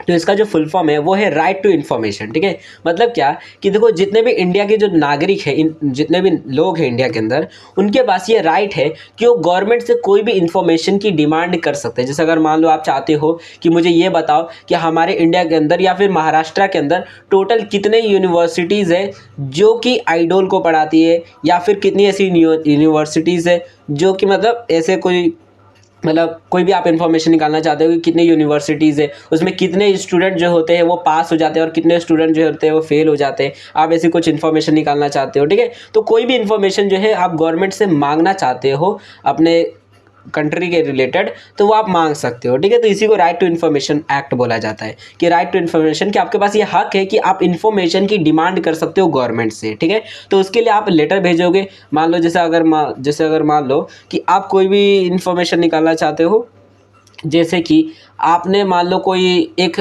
पैन कार्ड बनाया था अपना, ठीक है, ठीक है। तो आपने कोई मान लो अपना पैन कार्ड बनवाया था। अब हुआ क्या कि जब आपने अपना पैन कार्ड बनवाया, आपको आपने पैन कार्ड बनवाने के लिए दिया था एप्लीकेशन, जो भी आपने प्रोसीजर था वो फॉलो किया, पैन कार्ड बनाने के लिए दे दिया। अब हुआ क्या कि नॉर्मली देखो पैन कार्ड जो रहता है वो 15-20 दिन में आ जाता है, लेकिन आपका 6 महीना हो गया और अभी तक वो आपका जो पैन कार्ड है वो घर पर आया नहीं, ठीक है।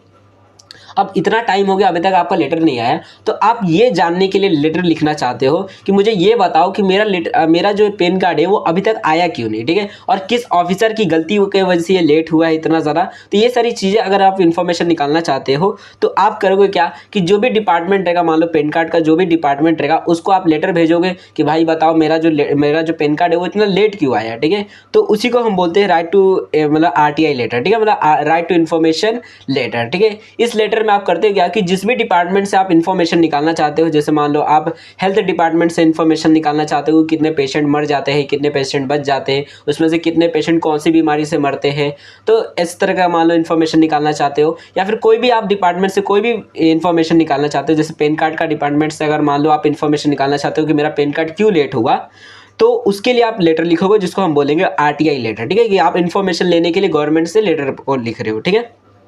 तो आप उस डिपार्टमेंट को लेटर भेज दोगे कि आप बोलोगे कि भाई मेरे को बताओ कि जो है मेरा जो पैन कार्ड था वो इतना लेट क्यों आया है, ठीक है, क्या प्रॉब्लम है और किस ऑफिसर की वजह से मेरा लेट आया है, उसका नाम क्या है, उसकी पोस्ट क्या है, और उसके बाद अगर मेरे को कोई एक्शन लेना है उसके अगेंस्ट में कि मतलब ये जो गलतियाँ हुई है इसके अगेंस्ट में मैं एक्शन लेना चाहता हूँ, तो मैं कौन सा एक्शन ले सकता हूँ और किस तरीके से ले सकता हूँ एंड कहाँ पर जाकर मैं ये एक्शन ले सकता हूँ। आप ये सारी चीज़ें उन्हीं से पूछ सकते हो एंड वो आपका उस सवालों का जवाब भी देंगे, ठीक है। तो इसी तरीके से मतलब आपको अपना एप्लीकेशन लिखना रहता है आरटीआई का लेटर का, ठीक है। तो इस तरीके का रहता है आपको ये मतलब इन्फॉर्मेशन निकालने के लिए जब हम लेटर लिखते हैं गवर्नमेंट से तो उसको आरटीआई लेटर बोला जाता है। अब इसका फॉर्मेट कैसा रहता है, कैसे इस लेटर को लिखा जाता है एंड आप कैसे लिख सकते हो। तो देखो पहली बात तो ये ऑनलाइन भी भरा जाता है, मतलब ऑनलाइन भी आप जाकर RTIindia.gov.in जो है या फिर .org में भी, तो वहाँ पर जाकर आप डायरेक्टली ऑनलाइन एप्लीकेशन में डाल सकते हो। 10 रुपये का लगता है वहाँ पर, 10 रुपये में मान लो 10-20 रुपये में आप ये लेटर भेज सकते हो गवर्नमेंट को, ठीक है। नहीं तो आप ऑफलाइन भी खुद से लेटर लिख कर भी कर सकते हो, ठीक है। तो यहाँ पर ऑफलाइन लेटर की हम बात करें कि आप ऑफलाइन में RTI लेटर किस तरीके से लिख सकते हो, RTI एप्लीकेशन को किस तरीके से लिख सकते हो, ठीक है। तो उसका फॉर्मेट यहाँ पर बताया गया है जिसको अभी मैं एक्सप्लेन करूँगा। तो देखो फॉर्मेट कुछ इस तरीके से आपको अगर एप्लीकेशन लिखना है तो सबसे पहले फॉर्मेट में आपको रहेगा क्या, देखो सबसे पहले तो आप डेट लिखोगे कि आप मतलब ये जो आरटीआई एप्लीकेशन है वो लिख किस दिन को रहे हो, ठीक है। जैसे आप मान लो पेपर रहेगा तो उसी दिन का डेट लिख देना, ठीक है। तो सबसे पहले आपको डेट लिख देना है। उसके बाद अब आप ये जो लेटर है वो भेजना कहाँ चाहते हो, तो पहली बार तो टू लिखोगे, जैसे आप रहता है ना अपना एड्रेस लिखते हो तो फ्रॉम लिखते हो कि ये लेटर कहाँ से आया है, तो आप फ्रॉम लिख कर अपना एड्रेस लिख देते हो, और फिर लेटर जाने कहाँ वाला है तो टू लिख कर उसका एड्रेस लिख देते हो। तो वही आपको काम करना है कि पहले टू लिख देना है और उसके बाद उसका एड्रेस लिख देना है, ठीक है। तो एड्रेस लिखने के लिए यहाँ पर कुछ चीज़ें हैं जिसका इसका आपको ध्यान रखना है। देखो सबसे पहले आपको एड्रेस लिखने से पहले यहाँ पर आपको ये चीज़ लिखनी है, द पब्लिक इन्फॉर्मेशन ऑफिसर। ठीक है, पब्लिक इन्फॉर्मेशन ऑफिसर मतलब क्या, इसको हम बोलते हैं PIO। ठीक है, PIO ये वो ऑफिसर होता है जो कि आपको इन्फॉर्मेशन देने की जिम्मेदारी रखता है। ठीक है, मतलब अगर मान लो कि इन्फॉर्मेशन नहीं मिलती है तो इसकी जिम्मेदारी होती है और उसके रूप में इसको पेनल्टी भी भरनी पड़ सकती है। तो ये इस ऑफिसर को आप लेटर भेज रहे हो। ठीक है, तो उस ऑफिसर को पहले बारे में उसका नाम लिखोगे, मतलब ये आप डायरेक्टली यही लिख दोगे, द पब्लिक इन्फॉर्मेशन ऑफिसर। ठीक है, हर लेटर के अंदर आपको ये लिखना है, कोई भी चाहे कैसा भी नेचर का मतलब लेटर हो, कि आपको मान लो कोई भी इन्फॉर्मेशन निकालनी हो, आपको पहली बात तो यही लिखना है, द पब्लिक इन्फॉर्मेशन ऑफिसर। उसके बाद अब आगे आपको लिखना है कि जिस भी डिपार्टमेंट में अब आप लेटर को भेजना चाहते हो, जैसे डिपार्टमेंट ऑफ पोस्ट में भेजना चाहते हो, हेल्थ डिपार्टमेंट में भेजना चाहते हो, एजुकेशन डिपार्टमेंट में भेजना चाहते हो, जो भी डिपार्टमेंट रहेगा उसका आप नाम लिख दोगे। ठीक है, जैसे यहाँ पर डिपार्टमेंट ऑफ पोस्ट लिखा हुआ है। ठीक है, अब जो भी डिपार्टमेंट लिखने के बाद अब डिपार्टमेंट के बाद उसका जो उस डिपार्टमेंट का जो भी एड्रेस रहेगा वो आपको लिख देना है। ठीक है, तो यहाँ पर आप एड्रेस लिख दोगे। ठीक है, यहाँ पर एड्रेस, ये डेट यहाँ पर नीचे दिया है तो आपको डेट को नीचे नहीं लिखना है, ऊपर लिख देना है। ठीक है, यहाँ पर कोई एक, वैसे तो देखो RTI लेटर का कोई एक फिक्स फॉर्मेट नहीं रहता, कोई भी ऐसे ऑफिशियल नहीं बोला गया कि आप इसी फॉर्मेट में लिखो, अलग अलग लोग अलग अलग फॉर्मेट में लिखते हैं, बट आपको ये डेट यहाँ नहीं लिखना है, ये बाय मिस्टेक प्रिंटिंग से यहाँ पर आ गया है, यहाँ पर आपको डेट लिखना है। ठीक है, तो आप करोगे क्या, सबसे पहले तो ये करोगे, पहले डेट लिख देना, फिर यहाँ पर 2 लिखकर जो पब्लिक इन्फॉर्मेशन ऑफिसर है इसका नाम ये लिख देना आपको। उसके बाद जिस डिपार्टमेंट में भेजना है वो लिख दोगे, डिपार्टमेंट का नाम, एंड उसके बाद अब उस डिपार्टमेंट का एड्रेस लिखोगे। ठीक है, उसके बाद आपको क्या करना है, अब नेक्स्ट आपको सब्जेक्ट लिखना है कि आप ये लेटर आप क्या चीज़ के बारे में है। तो आपको हर एक क्वेश्चन के अंदर सेम टू सेम छाप देना है। आपको ये लिखना है, the application under right to information act 2005, यानी क्या कि आप जो है एप्लीकेशन भेज रहे हो right to information act 2005 section 6 के तहत आप ये एप्लीकेशन को भेज रहे हो। ठीक है, तो हर कोई भी क्वेश्चन हो, कैसा भी क्वेश्चन हो, हर जगह सब्जेक्ट सेम रहेगा, यही आपको लिखना है। ठीक है, कोई इसके अंदर चेंजेस नहीं करने हैं आपको, आराम से आपको इसको बस याद कर लेना है। ठीक है, तो ये सब्जेक्ट आपको लिखना है हर बार, कोई भी रहे। ठीक है, कि मतलब सिंपल से सब्जेक्ट का मतलब है कि मैं जो हूँ इन्फॉर्मेशन लेने के लिए 2005 का जो एक्ट बनाया गया था सेक्शन 6 के तहत, उसके मतलब अंडर में मैं एप्लीकेशन लिख रहा हूँ। ठीक है, सब्जेक्ट का मतलब यही है, सब्जेक्ट में ये जो लिखा है उसका मतलब यही है। ठीक है, जैसे ये सारी चीज़ें हो जाएगी, अब आपको लिखना है डियर सर, कि भैया डियर सर आपको सैल्यूटेशन लिख देना है। एंड उसके बाद अब यहाँ पर ये फॉर्मेट, ये भी फॉर्मेट फिक्स ही कह सकते हो कि यहाँ तक ये जो फॉर्मेट है वो फिक्स रहेगा, बस यहाँ पर एड्रेस थोड़ा बहुत चेंज हो सकता है और डिपार्टमेंट चेंज हो सकता है। ठीक है, बाकी सारी चीज़ें सेम रहेंगी। ओके, अब यहाँ पर मैसेज के अंदर आपको लिखना क्या है, इतना मैसेज जो रहेगा सेम टू सेम आपको छापना है। बताता हूँ क्या करना है।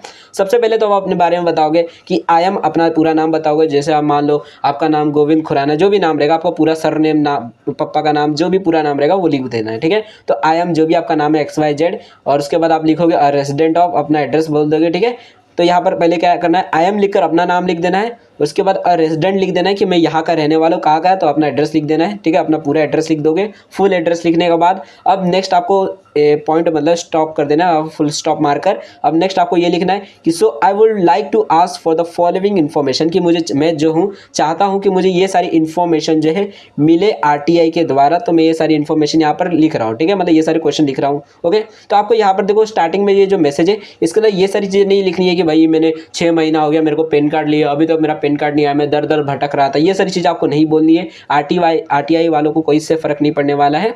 आपको डायरेक्टली इतना बस करना है, आप जो है अपना नाम बताओगे, कहाँ के रहने वाले हो, और चाहो तो थोड़ा बहुत बोल सकते हो कि मैंने ये कुछ किया था जिसकी वजह से मेरे को प्रॉब्लम, मतलब जिसके लिए मैं RTI एप्लीकेशन लिख रहा हूँ, इसकी इन्फॉर्मेशन निकालने के लिए। ठीक है, बट मत लिखो, उतना कौन मेहनत करेगा, सीधा अपना नाम लिखो, अपना एड्रेस लिखो, और ये वाला लाइन सेम टू सेम लिख दो कि so I would like to ask for the following information with respect to the same by evoking the RTI। ठीक है, आप ये सेम टू सेम लाइन लिख देना है कि मुझे ये इन्फॉर्मेशन चाहिए। अब कौन सी इन्फॉर्मेशन चाहिए, तो यहाँ पर ये सारी जो है बुलेट में, मतलब बुलेट पॉइंट्स में लिखी गई है, तो ये इन्फॉर्मेशन जो है यही आपके क्वेश्चन से, जिनके इन्फॉर्मेशन जो है, जिनके आंसर जो है RTI वाले आपको देंगे। ठीक है, जो भी आपका पब्लिक इन्फॉर्मेशन ऑफिसर जो रहेगा, इसका जो आंसर है वो आपको देगा। ठीक है, जो रिप्लाई इसका आएगा तब। ठीक है, तो देखो यहाँ पर करना क्या रहेगा, तो जैसे ही आप यहाँ तक तो सेम टू सेम छाप दोगे, लेकिन उसके बाद अब आपको थोड़ी बहुत मेहनत करनी रहेगी, ओन्स लिखना पड़ेगा।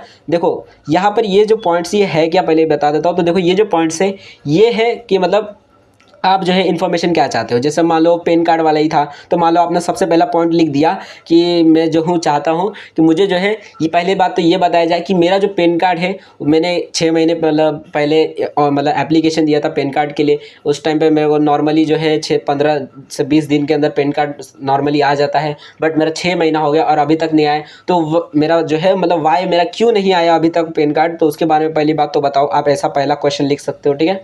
उसके बाद यहाँ पर आपको जरूरी नहीं है कि क्वेश्चन मार्क्स दो, आप चाहो तो क्वेश्चन मार्क दे सकते हो अगर आप क्वेश्चन टाइप में अगर कुछ पूछ रहे हो, ठीक है। तो पहली बात ये लिख सकते हो कि कौन रिस्पॉन्सिबल है जो कि जिसके वजह से मेरा ये जो डिलीवरी इतना मतलब लेट हुआ है, ठीक है।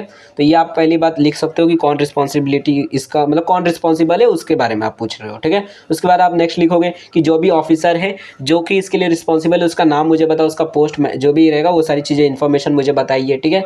उसके बाद ये पूछो कि अब मैं चाहता हूँ कि अगर मान लो मैं चाहता हूँ कि उसके अगेंस्ट में मैं कुछ एक्शन लेना कि उसकी वजह से मतलब मेरे को ये सारी प्रॉब्लम झेलनी पड़ी, मेरा पैन कार्ड इतना लेट आया जिसकी वजह से काफ़ी सारे मेरे को प्रॉब्लम झेलने पड़े। तो उसके अगेंस्ट में मैं कौन से एक्शंस ले सकता हूँ, लीगल एक्शंस कौन से ऐसे रूल्स है या फिर कौन से लॉ है जो कि जिसकी मदद से मैं उसके अगेंस्ट में कुछ एक्शन ले सकता हूँ, तो उसके बारे में मेरे को बताओ। एंड मैं कैसे उन एक्शंस को ले सकता हूँ, मतलब कहाँ पर जाकर ले सकता हूँ, कौन सी ऑर्गेनाइजेशन, कौन से कोर्ट में जाऊँगा, कहाँ पर जाऊँगा, ये सारी चीज़ें बता दो। या फिर कौन से ऐसे मतलब रहता है ना, कोई कोई रहता है कि आप इन ऑफिसर से बात करके उनको रेस्टिगेट करवा सकते हो, ये सारी चीज़ें कि मैं किस आदमी से बात करूँ इसके अगेंस्ट में, ठीक है।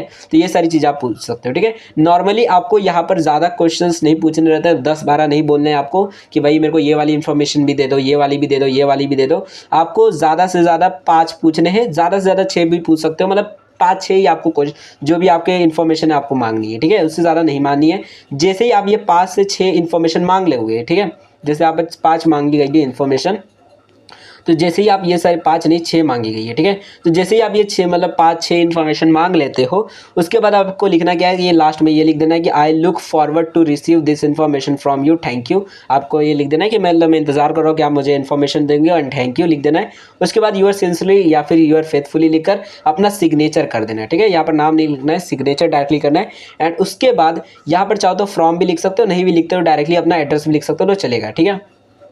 तो उसके बाद लास्ट में अपना एड्रेस लिख देना है, ताकि उन लोग रिप्लाई भेजेंगे तो आपको एड्रेस पे भेजेंगे ना, तो इसलिए अपना नाम लिख दोगे कि मेरा नाम है मिस्टर दीपक चोपड़ा, और जो भी आपका एड्रेस रहेगा वो आप लिख दोगे, ठीक है। तो इस तरीके से आपको टोटली आपका आरटीआई लेटर लिखना रहेगा, ठीक है। मे बी आपको आरटीआई लेटर का समझ आ गया होगा। सबसे पहले क्या करना है, तो डेट लिख देना है 2 लिखकर, उसके बाद जो भी ये लिखना है कि public information officer same to same लिख देना है। उसके बाद जो भी डिपार्टमेंट रहेगा उसका नाम लिख देना है, डिपार्टमेंट ऑफ पोस्ट है, हेल्थ डिपार्टमेंट है, जो भी डिपार्टमेंट उसका नाम लिखना है।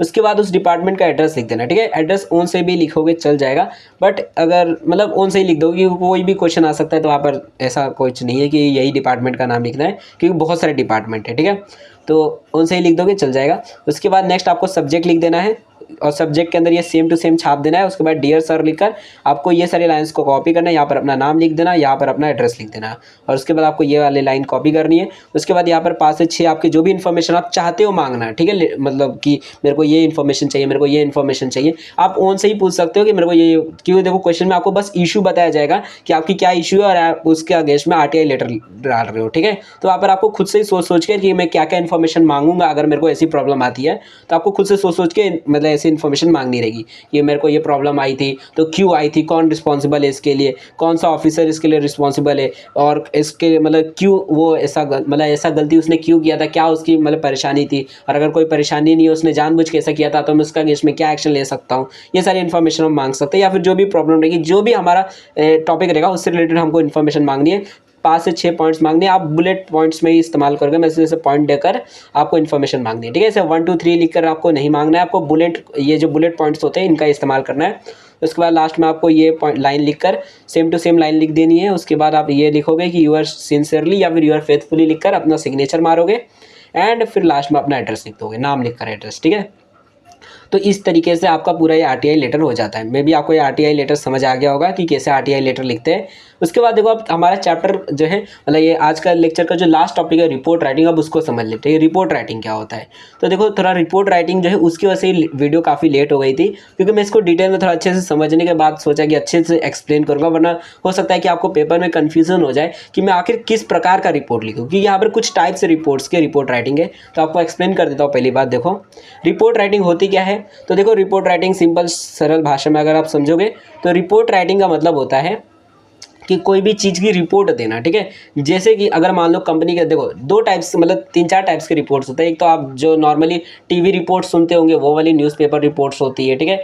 या फिर हम लोग मैगजीन्स में रिपोर्ट्स पढ़ते हैं वो वाली रिपोर्ट्स होती है, ठीक है। तो वो छोड़ दो, वो हम लोग नहीं पढ़ रहे, हम लोग बिजनेस रिपोर्ट्स की बात कर रहे हैं, ठीक है। तो बिजनेस रिपोर्ट जो होते हैं वो क्या होती है, तो देखो अब मान लो आप कंपनी के मैनेजर हो और आपका जो काम है वो क्या है कि दिन भर देखना कि भाई कितना प्रोडक्शन हो रहा है, क्या क्या चीज़ें हो रही है, ठीक है, क्या क्या चीज़ें हो रही है, सेल्स कितनी बढ़ रही है, कितनी अर्निंग हो रही है, ये सारी चीज़ें, ठीक है। और ये सारी चीज़ों को आप मतलब सारी चीज़ों के हिसाब किताब रखोगे, भाई आज क्या क्या हुआ, आज हमारा कितना प्रोडक्शन हुआ, आज कितनी सेल्स हुई, कितनी अर्निंग हुई, कितना प्रॉफिट हुआ, ये सारी चीज़ों का आप प्रॉफिट तो नहीं लिखोगे बट बाकी सारी चीज़ें लिखोगे, ठीक है, कि ये सारी चीज़ें आज हुई है, ठीक है। अब वो जो रिपोर्ट रहेगी, वो जो इन्फॉर्मेशन रहेगी, वो आप क्या करोगे, अपनी बड़ी वाली जो पोस्ट का आदमी रहेगा, मान लो डायरेक्टर को दे दोगे कि सर देखिए ये आज की रिपोर्ट है कि आज जो है हमारी इतनी सेल्स हुई थी, आज ये सारी चीज़ें हुई थी, ठीक है। तो रिपोर्ट एक टाइप में आप कह सकते हो कि इन्फॉर्मेशन रहती है जो कोई भी मतलब ऑर्गेनाइजेशन जो रहती है वो देती है कि मतलब आज हमारे साथ क्या क्या चीज़ें हुई थी, ठीक है।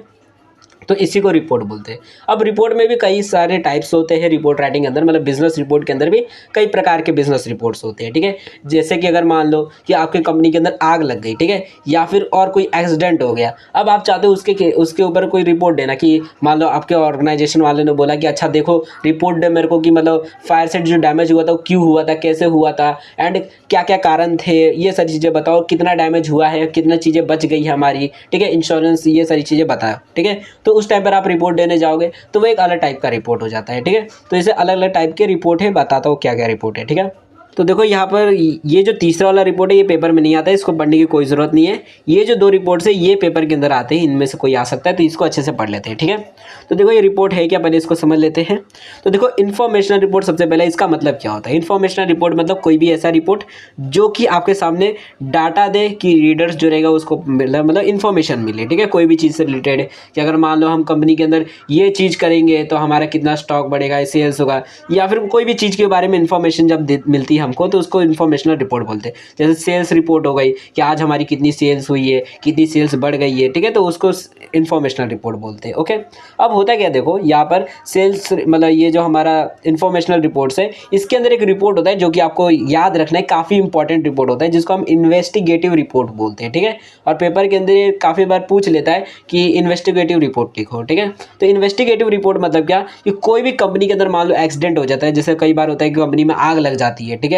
अब वो जो आग लग जाती है तो उसके बाद एक टाइप से देखोगे तो कंपनी के अंदर एक्सीडेंट हो गया है, ठीक है, डैमेज हो गया है, जिसकी वजह से अब उसकी भी रिपोर्ट बनानी पड़ेगी, भाई कितना डैमेज हो गया, कितने लोग मर गए, हो सकता है काफ़ी सारे वर्कर्स मर भी गए हो, ठीक है। तो इनकी रिपोर्ट बनानी पड़ेगी, सारी चीज़ों को मतलब डाटा निकालना पड़ेगा कि कितना डैमेज हुआ है, कितनी चीज़ें बच गई है, ठीक है।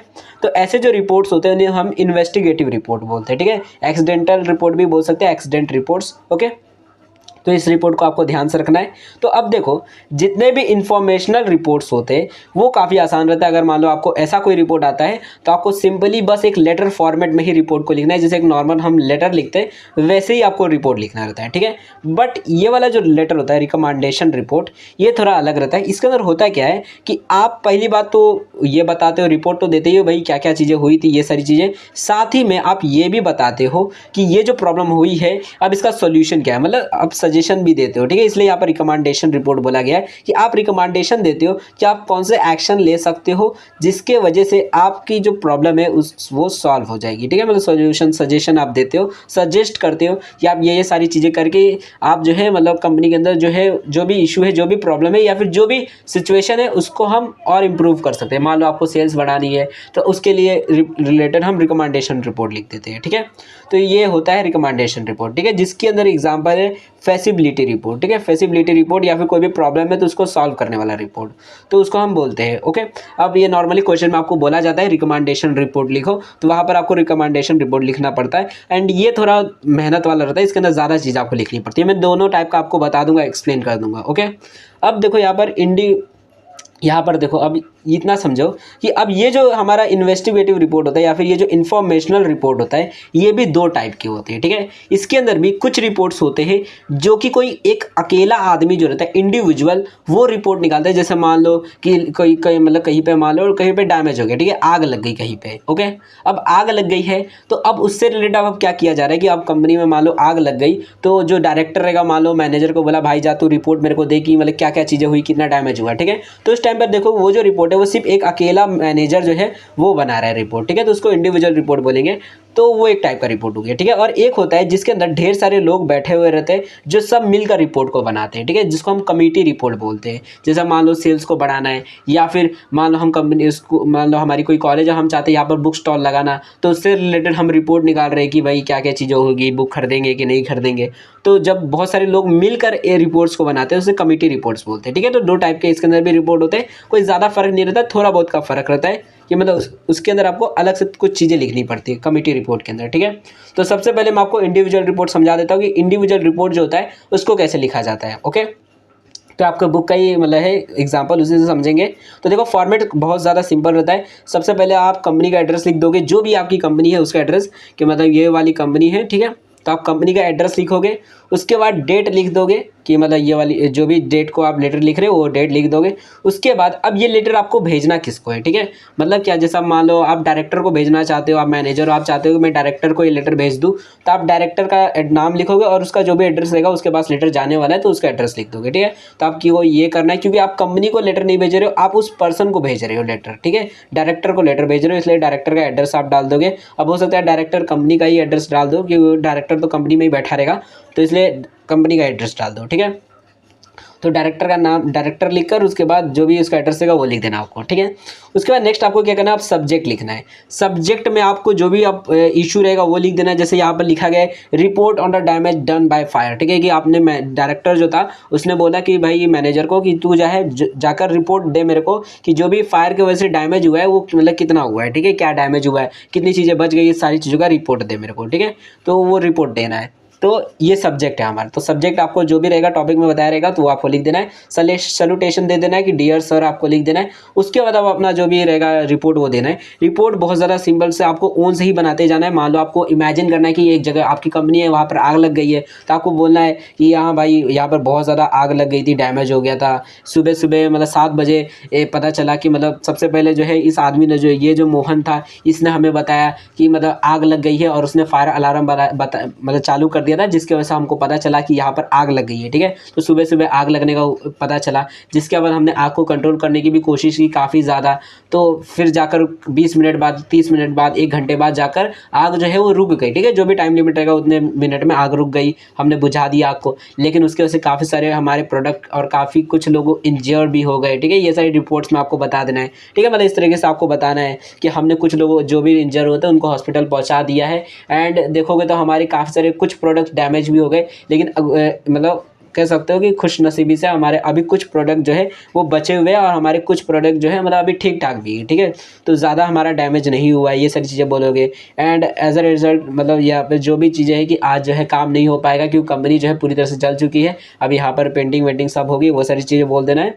एंड उसके बाद आप ये भी चाहो तो बोल सकते हो आगे कि मतलब ये जो है सब सपोज़ किया जा रहा है, माना जा रहा है कि ये जो आग है वो लगी कैसी होगी। तो मान लो जैसे आप अपने से ही बोल दोगे मतलब रिपोर्ट में कि हमें लगता है कि आग जो है वो शॉर्ट सर्किट की वजह से लगी हो, जो भी प्रॉब्लम रहेगी आप अपने से बता दोगे। और इस तरीके से जैसे ही आपका पूरा ये लेटर हो जाएगा उसके बाद आपको यूर फेथफुली लिख कर मैनेजर लिख देना है, ठीक है। अपना नाम भी लिख सकते हो, ठीक है। तो जो भी रहेगा आप पर्सन वो अपना नाम या फिर मैनेजर लिख देगा, ठीक है। अगर अपना नाम लिखते हो तो उसके बाद भी लिख देना है कि आप मैनेजर हो, ठीक है। इसे ब्रैकेट में लिख कर मैनेजर लिख देना। अब देखो दूसरा जो लेटर होता है हमारा कमेटी का वो भी सेम टू सेम रहता है, तो उसके अंदर कोई भी फर्क नहीं रहता। बस फर्क इतना रहता है कि देखो जो कमेटी वाले जो लेटर्स होते हैं उसके अंदर होता क्या है कि जैसे आप देखो यहाँ पर हुआ क्या कि हम जो है डायरेक्टर को लेटर भेज रहे हैं, ठीक है। तो लेकिन क्योंकि कमेटी के अंदर होता क्या है कि बहुत सारे लोग होते हैं और डायरेक्टर तो उसके अंदर सिर्फ एक मेंबर रहता है। तो इसीलिए जब कमेटी कोई मतलब कमेटी जब कोई मतलब मान लो रिपोर्ट बनाती है तो वो जो लेटर होता है वो भेजा जाता है चेयरमैन के नाम पे, ठीक है। तो बस आपको इतना करना रहेगा कि यहाँ पर डायरेक्टर के बदले में चेयरमैन का नाम लिखना रहेगा, ठीक है। एंड यहाँ पर जहाँ पर भी ये बोला गया है कि मैंने ये सारी चीज़ें सबमिट की है, मैंने ये सारी चीज़ें किया, आए जहाँ पर लिखा गया है वहाँ पर ये लिखोगे आप कि कमेटी जो थी वो इस रिपोर्ट की इस कंक्लूजन पे पढ़िए। नॉर्मली वो डैमेज या फिर ऐसे इन्वेस्टिगेटिव रिपोर्ट में नहीं आता है कि कहीं पे डैमेज हो गया है, दूसरी किसी चीज़ सेल्स से रिलेटेड ही सारी चीज़ें आती है, बट कहीं पे आ गया तो आप लिख देना, ठीक है। कि कमेटी ने सारी कमिटीज़ बैठकर इनका यही मतलब कंक्लूजन आया है हमारा कि ये जो फायर था वो किसके वजह से लगा था, ये सारी चीज़ें हुई थी, स्पार्क हुआ था, जो भी आपकी कहानी रही वो लिखोगे, ठीक है। तो आपको बस कमेटी, जब अगर कमेटी का लेटर आता है तो सारी चीज़ें सेम रहेगी। फ़र्क इतना रहेगा कि यहाँ पर डायरेक्टर जो रहेगा या फिर जो भी दूसरा पर्सन रहेगा उसके बदले में आप लिखोगे डायरेक्टली द चेयरमैन, ठीक है, चेयरमैन का नाम लिख दोगे। एंड उसके बाद लास्ट में यहाँ पर देखो, यहाँ तक भी सारी चीज़ें सेम रहेगी, बट उसके बाद क्या होगा कि यहाँ पर लास्ट में जो रहेगा, यहाँ पर आप चेयरमैन का मतलब ये जो मैनेजर है अपना नाम ना लिखकर आप ये लिखोगे कि कमेटी के अंदर जो भी मेंबर्स है, मतलब सारे मेंबर्स का नाम तो नहीं लिखोगे, कुछ मेंबर्स का नाम लिखोगे। जैसे सबसे पहले तो चेयरमैन का नाम लिखोगे ही कि चेयरमैन लिख दोगे। अगर मान लो जैसे मिस्टर अशोक खुराना है, ठीक है, मिस्टर अशोक खुराना है तो वो लिख दोगे और उसके बाजू में ब्रैकेट लिखकर चेयरमैन लिख देना। फिर मान लो कोई कंपनी सेक्रेटरी है या फिर कोई सेक्रेटरी है तो उसका भी नाम लिख सकते हो आप लोग, कि जैसे मान लो मिसेस जो भी नाम रहेगा, आदमी औरत आदमी जो भी रहेगी उसका नाम आप लिखकर उसके बाजू में सेक्रेटरी लिख सकते हो। क्योंकि देखो ये जो लेटर होता है ये नॉर्मली या तो कोई सेक्रेटरी या फिर चेयरमैन ही लिखता है, ठीक है, मतलब साइन करता है लास्ट में योर फेथफुली में। तो ये आपको कर देना है। इतना बस हो गया, सारी चीज़ें सेम रहती है कमेटी रिपोर्ट के अंदर, ठीक है। अब यहाँ तक आपको ये इन्फॉर्मेशनल रिपोर्ट समझ आ गया होगा। इन्फॉर्मेशनल रिपोर्ट बिल्कुल इसी तरीके से रहता है, ऐसा ही कुछ करना रहता है, ओके। उसके बाद देखो अब जो हमारा दूसरा जो टाइप का जो लेटर रिपोर्ट है हमारा वो है रिकमेंडेशन रिपोर्ट, ठीक है। यहाँ तक आपको ये तो समझ आ गया होगा कि इन्फॉर्मेशनल रिपोर्ट क्या होता है, ये बिल्कुल लेटर की तरह ही होता है, सारी चीज़ें सेम रहती है। अब रिकमेंडेशन रिपोर्ट जो होता है वो थोड़ा सा अलग रहता है, डिफरेंट रहता है। ये कैसे लिखते हैं तो मैं आपको बताता हूँ। देखो ये जो रिकमेंडेशन रिपोर्ट होता है ये लगभग मतलब देखोगे इन्फॉर्मेशन रिपोर्ट जो होता है उसी का एक अगला स्टेप होता है, थोड़ा और ज़्यादा एडवांस होता है ये रिकमेंडेशन रिपोर्ट, ठीक है। इसमें होता क्या है देखो कि सबसे पहले देखोगे अगर आप इन्फॉर्मेशनल रिपोर्ट में होता क्या है कि आप सिर्फ रिपोर्ट दे देते हो कि भाई इन्फॉर्मेशन दे देते हो कि देखो ये प्रॉब्लम थी, ये सारी चीज़ें हैं, ठीक है, ये सारा हाल चाल चल रहा है हमारी कंपनी के अंदर, आप सिर्फ रिपोर्ट देने का काम करते हो। लेकिन रिकमेंडेशन रिपोर्ट में क्या होता है कि आप इन्फॉर्मेशन देने के साथ में उन अगर मान लो कंपनी में कोई प्रॉब्लम चल रही है तो उनका सॉल्यूशन भी सजेस्ट करते हो, बताते हो कि अगर कोई प्रॉब्लम चल रही है तो उसमें हम क्या क्या चीज़ें कर सकते हैं उन प्रॉब्लम को सॉल्व करने के लिए, ठीक है। तो आप रिकमेंडेशन भी देते हो साथ में कि आप ये काम कर सकते हो जिसकी वजह से ये जो प्रॉब्लम्स है हो रही है आपकी कंपनी में ये सॉल्व हो सकती है, ठीक है। जैसे फायर हो गया था तो आप ये कर सकते हो कि आप जो है कुछ प्रोडक्ट्स के हमने इंश्योरेंस किए थे तो आप वहाँ पर जाकर इंश्योरेंस ले सकते हो, ठीक है। या फिर इंश्योरेंस नहीं भी लिए थे तो हम अगली बार इंश्योरेंस लेंगे जिसकी वजह से अगली बार डैमेज नहीं होगा, तो ये वो सारी चीज़ें तो आप रिकमेंडेशन करने लगती हो, ठीक है। तो इसको रिकमेंडेशन रिपोर्ट बोला जाता है। ये नॉर्मली देखोगे तो ये फायर डैमेज मतलब एक्सीडेंट से रिलेटेड कुछ भी नहीं होता, ये इन्वेस्टिगेटिव रिपोर्ट से बिल्कुल भी नहीं मिलता है। ये एक टाइप का फैसिबिलिटी रिपोर्ट या फिर प्रॉब्लम सॉल्विंग रिपोर्ट्स होते हैं, ठीक है। इसको लिखते कैसे तो मैं आपको ये समझा देता हूँ। देखो तो ये जो रिपोर्ट होता है हमारा ये लिखते कैसे है, तो देखो पहली बात ये भी जो रिपोर्ट होता है ये भी दो टाइप से हो सकता है, या तो कोई कमेटी लिखती है या फिर कोई इंडिविजुअल जो है वो कमेटी के बदले में भी लिख सकता है, ठीक है। जैसे मान लो कोई सेक्रेटरी रहेगा वो कमेटी के बदले में खुद रिपोर्ट लिख देगा, ठीक है। तो ऐसा भी हो सकता है, तो इस तरीके से भी लिखा जाता है। कई बार रहता है कि जो डायरेक्टर रहता है वो लिख देता है, ठीक है। तो लिखना कैसे है पहली बात उसको समझ लो कि रिपोर्ट को आखिर लिखेंगे कैसे। तो इसका फॉर्मेट कुछ ऐसा रहता है, सबसे पहले तो आप वही सारी चीज़ें करोगे जो कि हमने इन्फॉर्मेशनल रिपोर्ट के अंदर किया था, बस कुछ चीज़ों का फ़र्क रहता है। सबसे पहले तो आप वही अपनी कंपनी का एड्रेस लिख दोगे, जहाँ पे जैसे यहाँ पे लिखा है ओरिएंटल कॉस्मेटिक लिमिटेड, तो आप कंपनी का नाम उसके बाद एड्रेस लिख दोगे, ठीक है। कंपनी का नाम एड्रेस लिख देना है, उसके बाद डेट लिख देना है, ठीक है। डेट लिखने के बाद अब आपको ये लिखना है कि अब क्योंकि देखो कमेटी वाली है तो आपको पहली बात तो द चेयरमैन लिखना है, क्योंकि कमेटी ये लेटर लिख रही है तो चेयरमैन का नाम आएगा जैसे मैंने आपको बोला अभी था, ठीक है। उसके बाद अपना कंपनी का जो भी एड्रेस रहेगा वो लिखोगे, उसके बाद सलेशन डाल दोगे कि डियर सर, ओके। उसके बाद अब यहाँ पर आपको करना क्या रहता है कि जब आप इस तरीके का कोई रिकमेंडेशन रिपोर्ट लिखते हो तो यहाँ पर आपको मैसेज में बहुत ज़्यादा चीज़ें लिखने की ज़रूरत नहीं रहती है, ठीक है। क्योंकि अभी आप डिटेल में इसके बारे में बताओगे, अभी एक और आगे चीज़ों आगे के जो चीज़ है उसके अंदर बताओगे आप डिटेल में, ठीक है। तो पहली बात तो आप इतना करोगे कि इन्फॉर्मेशन के अंदर आप हल्की फुल्की चीज़ें बोल दोगे, जैसे कोई भी टॉपिक रहेगा कि in accordance with the instruction given to and power to vested in the committee by resolution, जो भी मतलब पहली बात तो स्टार्टिंग में आप ये बताओगे कि ये जो मतलब मीटिंग है, ये जो कमेटी का जो रिजोल्यूशन आया था, ये जो मतलब रिपोर्ट है उसके मतलब रिपोर्ट बनाने के लिए जो मीटिंग बैठाई गई थी, कमेटी बनाई गई थी, वो कब बनाई गई थी वो उसके बारे में थोड़ा बहुत बता दोगे कि उसके उसी कमेटी का जो रिपोर्ट है वो मैं आज बताने वाला हूँ आपको कि हमको ये सारी प्रॉब्लम थी, हमारा सेल्स डिक्लाइन हो रहा था, कि हमारी ये प्रॉब्लम थी, और उसी के अगेंस्ट में कि हम किस तरीके से सेल्स को वापस से बढ़ा सकते हैं, तो उसी का अब हमने रिपोर्ट तैयार कर लिया है, जिसको आप देख सकते हो, जो कि हमने कवरिंग लेटर में दे दिया है। ठीक है, इस तरीके से आप बोल सकते हो। ठीक है, और उसके बाद जैसे ही आप ये सारी इन्फॉर्मेशन दे दोगे, ज़्यादा कुछ नहीं बोलना रहता है आपको, बस स्टार्टिंग में इतना बोलना है कि आपने ये जो कमेटी बताई थी हमने ये जो कमेटी बनाई गई थी इस तारीख को, ये इस जगह पर हमने ये कमेटी को बनाया गया था, किस लिए, तो ये काम के लिए कि हमारी सेल्स डिक्लाइन हो रही है, कैसे सेल्स को बढ़ाया जा सकता है, तो उसी की रिपोर्ट अब आ चुकी है। एंड ये जो रिपोर्ट है जिसके अंदर हमने बताया है कि हम किस तरीके से सेल्स को वापस से बढ़ा सकते हैं। ठीक है, तो इस तरीके से आपको लिख देना है। उसके बाद जैसे ही आप अपना मैसेज कंप्लीट करोगे, यू आर फेथफुली लिख कर, या फिर ऐसे SD लिख देना, यू आर फेथफुली और SD। और उसके बाद जो भी पर्सन्स रहेंगे, जैसे मैंने आपको बोला कि जो भी मेंबर्स रहेंगे उनका नाम, कुछ मेंबर्स के नाम लिख देना है। जैसे पहली बात जो चेयरमैन रहेगा उसका नाम लिख देना है, एंड सेक्रेटरी का नाम लिख देना है। ठीक है, 2 लोगों का नाम लिखोगे इनफ रहता है। कई जगह पे 3-4 लोगों का भी नाम लिख दिया जाता है कि जितने भी मेंबर्स रहते हैं, अगर मान लो 4-5 मेंबर्स है तो 4-5 का नाम लिख दिया जाता है। ठीक है, साइन में या फिर, ठीक है, तो इस तरीके से। ओके, ये SD का देखो मतलब सिंपल सा होता है, साइन होता है इसका मतलब कि मतलब ये लोग जो है साइन कर रहे हैं कि हाँ भाई हम जो है इस कमेटी के रिपोर्ट से मतलब साइन करके इसको अप्रूव कर रहे हैं। ठीक है, तो ये SD का मतलब साइन होता है। ओके, तो ये हो गया। ओके, साइनेड मतलब SD का मतलब साइनेड होता है। ओके, तो ये पहली बात आपको इतना लिख देना है। अब इसके बाद क्या करना है, जैसे ही आपका ये हो जाता है तो अब आपकी जो रिपोर्ट होगी अब रियली में स्टार्ट होगी। ठीक है, कह सकते हो वो जो अभी ये जो रिपोर्ट है, ये जो स्टार्टिंग की जो लेटर है, ये सिर्फ एक स्टार्टिंग है। ठीक है, अब मेन जो आपकी रिपोर्ट है वो यहाँ से शुरू होगी। ठीक है, अब आपके रिपोर्ट के अंदर ये सारी चीज़ें लिखनी है। पहले आप टर्म्स ऑफ रेफरेंस लिखोगे, फिर प्रोसीजर लिखोगे, उसके बाद बाकी सारी इन्फॉर्मेशन दोगे। ठीक है, पहली बात ये होते क्या है तो ये आपको बता देता हूँ। देखो, कोई भी जो रिपोर्ट होता है, जो कि अगर कोई एक रिकमेंडेशन रिपोर्ट है, देखो आपको पेपर में से डायरेक्टली क्वेश्चन में बोला जाएगा कि आपको एक रिपोर्ट लिखना है, और उसके अंदर आपको मतलब डायरेक्टली बोला जाएगा कि draft report recommending that all examination, या फिर कोई भी चीज़ बोली जाएगी। ठीक है, कि कोई भी आपको रिपोर्ट रिकमेंड करनी है, जहाँ पर भी रिकमेंडेशन वर्ड आ जाएगा आपको समझ आना है कि रिकमेंडेशन रिपोर्ट बनानी है। ठीक है, और जहाँ पर भी रिकमेंडेशन रिपोर्ट बनानी है वहाँ पर आपको कुछ चीज़ें रहेंगी, आपको रिपोर्ट तैयार करने के लिए कुछ स्टेप्स रहेंगे, उसको फॉलो करना रहेगा। ठीक है, करना क्या रहेगा, तो देखो पहली बात तो आप स्टार्टिंग की ये वाली चीज़ तो लिखोगे, ये इतना बना दोगे।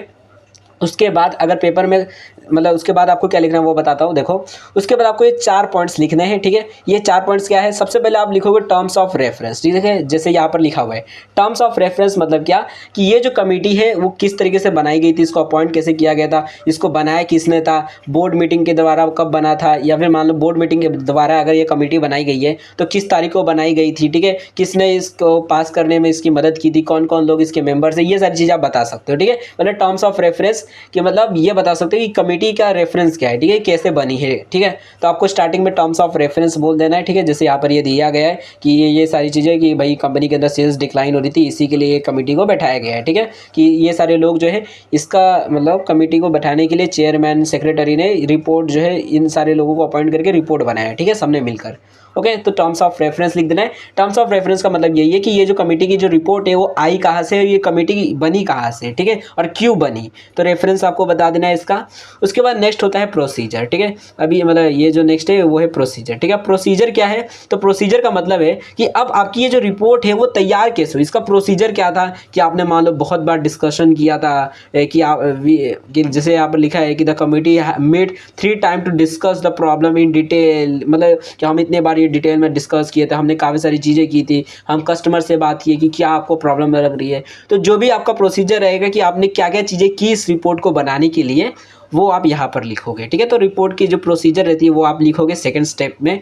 उसके बाद नेक्स्ट आप क्या लिखोगे, तो जैसे ही आपकी ये जो रिपोर्ट की जो प्रोसीजर है वो आप पूरी मतलब बता दोगे। आप खुद से देखो, आपके अगर पास बुक होगा तो आप उसे रीड करना, आपको समझ आ जाएगा कि किस प्रकार का आपको सारी चीज़ें लिखनी है। एंड मैं आपको इसको PDF भी दे दूंगा, तो आप खुद से आराम से बैठ कर रीड भी कर सकते हो। ठीक है, उसको रीड कर लेना। यहाँ पर मैं शॉर्ट में आपको बस इतना समझा रहा हूँ, लिखना अंदर क्या है। ठीक है, रीड करके क्या फ़ायदा हो, वैसे भी आपको ये क्वेश्चन तो आएगा नहीं सेम टू सेम।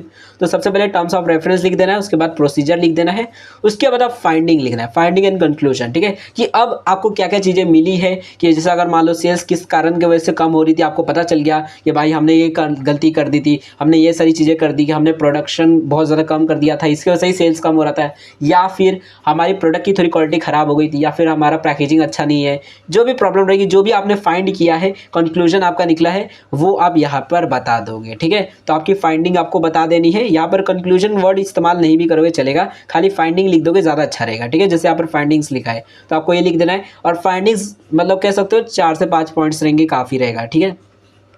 तो आपको इतने फाइंडिंग्स आपको लिख देने अपने। उसके बाद जैसे ही आप अपनी फाइंडिंग लिख दोगे कि हाँ भाई हमको ये सारी प्रॉब्लम्स पता चल गई, ये सारी प्रॉब्लम्स की वजह से हमारा सेल्स कम हो रहा था, तो अब लास्ट में रिकमेंडेशन दे दोगे कि अब हम वापस अपने सेल्स को कैसे बढ़ा सकते हैं, ठीक है। कि आप अपने कुछ सुझाव दे सकते हो। रिकमेंडेशन का मतलब होता है सुझाव देना, कि अब आप अपने कुछ सजेशन दोगे कि हम ये सारी चीज़ें करके अपने मतलब सेल्स को बढ़ाएंगे। जैसे मान लो हम अपने एडवर्टाइजमेंट को थोड़ा ज़्यादा करेंगे, ठीक है, हम पैकेजिंग को थोड़ा और इम्प्रूव कर देंगे अगर, तो हमारी सेल्स बढ़ जाएंगे। क्वालिटी को इम्प्रूव करना होगा। जो भी रिकमेंडेशन आप देना चाहोगे वो सारे एडवर्टाइजमेंट से रिलेटेड जो भी रिकमेंडेशन, आपके जितने भी रिकमेंडेशन है वो सब कुछ आप यहाँ पर बोल दोगे। एंड फिर लास्ट में आपको ये मतलब सेंटेंस आपको लिख देना है कि अगर हम चाहते हैं कि हम जो है मतलब ये सारी चीज़ें करना चाहते हैं कि हमारा सेल्स बढ़ जाए, तो उसके लिए हमें ये जो रिपोर्ट है वो सारी चीज़ों को फॉलो करना होगा, ये सारी चीज़ें हैं, ठीक है। तो इस तरीके से आपको रिपोर्ट अपना लिख देना है। और जैसे ही आपका ये रिपोर्ट फिनिश हो जाएगा, आपको लास्ट में अपना साइन करवाना है, ठीक है। जितने भी आपके बोर्ड मेंबर, मतलब बोर्ड मेंबर नहीं सॉरी, जितने भी आपके कमेटी के मेंबर्स हैं उनसे आपको साइन करवा देना है कि हाँ भाई आप लोग साइन कर दो कि आपको जो है इससे कोई भी तकलीफ नहीं है कि ये गलत है या फिर कुछ भी है, ठीक है। यहाँ पर आपको जितने भी, अगर मान लो देखिए यहाँ पर बात हो रही है कि अगर कोई कमेटी रिपोर्ट तैयार करिए, ठीक है। अगर कोई इंडिविजुअल रिपोर्ट तैयार करता है तो उसके बारे में बताऊँगा कि उस टाइम पर कैसे क्या किया जाता है, ठीक है। तो वो भी बताऊंगा। पहले यहाँ पर कमेटी की भी रिपोर्ट तैयार कर रही है, तो इसलिए यहाँ पर जितने भी कमेटी के मेंबर्स होंगे सब के सब साइन करेंगे, अपना नाम लिख देंगे कि भाई मेरा नाम ये है, मेरा नाम ये है, ठीक है। सब अपना नाम लिखकर साइन करेंगे। और उसके बाद यहाँ पर आप प्लेस लिख दोगे कि किस जगह पे रिपोर्ट है बनाई गई है, और डेट लिख दोगे, ठीक है। आपको इस तरीके से रिपोर्ट लिखना रहेगा। यहाँ पर आपको क्वेश्चन में नहीं बोला रहेगा तो आप ओन से कोई भी 3 लोगों का नाम लिखकर ऐसे कर सकते हो, ओके।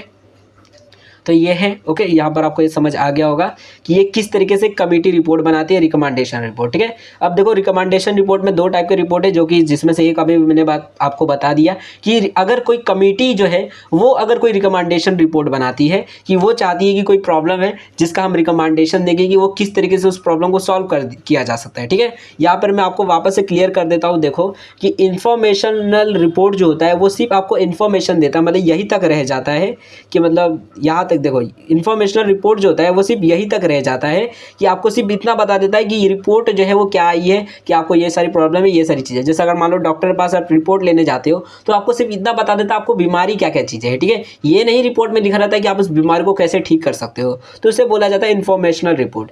लेकिन अगर कहीं किसी रिपोर्ट में ये भी बताया गया है कि उसको अब किस तरीके से सॉल्व किया जा सकता है, आपको मेन प्रॉब्लम क्या थी, कैसे हमको ये प्रॉब्लम मिली, हमने किस तरीके से क्या क्या चीज़ें की है, क्या प्रोसीजर हमने फॉलो किया था जिसकी वजह से हमको रिपोर्ट मिला है, और क्या आप करोगे आगे, रिकमेंडेशन हम दे रहे हैं कि आप आगे क्या करोगे कि आपकी ये बीमारी खत्म हो जाएगी, तो उसको हम बोलेंगे रिकमेंडेशन रिपोर्ट, ठीक है। अब जैसे कि ये इन्फॉर्मेशनल रिपोर्ट में 2 था कि भाई कोई इंडिविजुअल भी लिख सकता है, कोई कमेटी भी लिख सकती है, वैसे ही रिकमेंडेशन रिपोर्ट में भी 2 केसेस रहते हैं कि कोई कमेटी भी लिख सकती है और कोई इंडिविजुअल भी इस रिपोर्ट को लिख सकता है, ठीक है।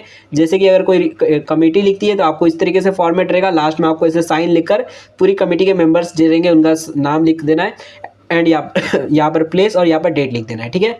अब ये देख लेते हैं कि रिकमेंडेशन रिपोर्ट में जो इंडिविजुअल, अगर मान लो कोई अकेला आदमी है और वो अगर अकेले ही पूरा रिपोर्ट तैयार करता है तो वो किस तरीके से रिकमेंडेशन रिपोर्ट को बनाएगा, उसका फॉर्मेट कैसा रहेगा, तो उसको देख लेते हैं। और पेपर में ये भी आ सकता है, ठीक है। तो देखो इसका रिपोर्ट का फॉर्मेट कैसा रहता है।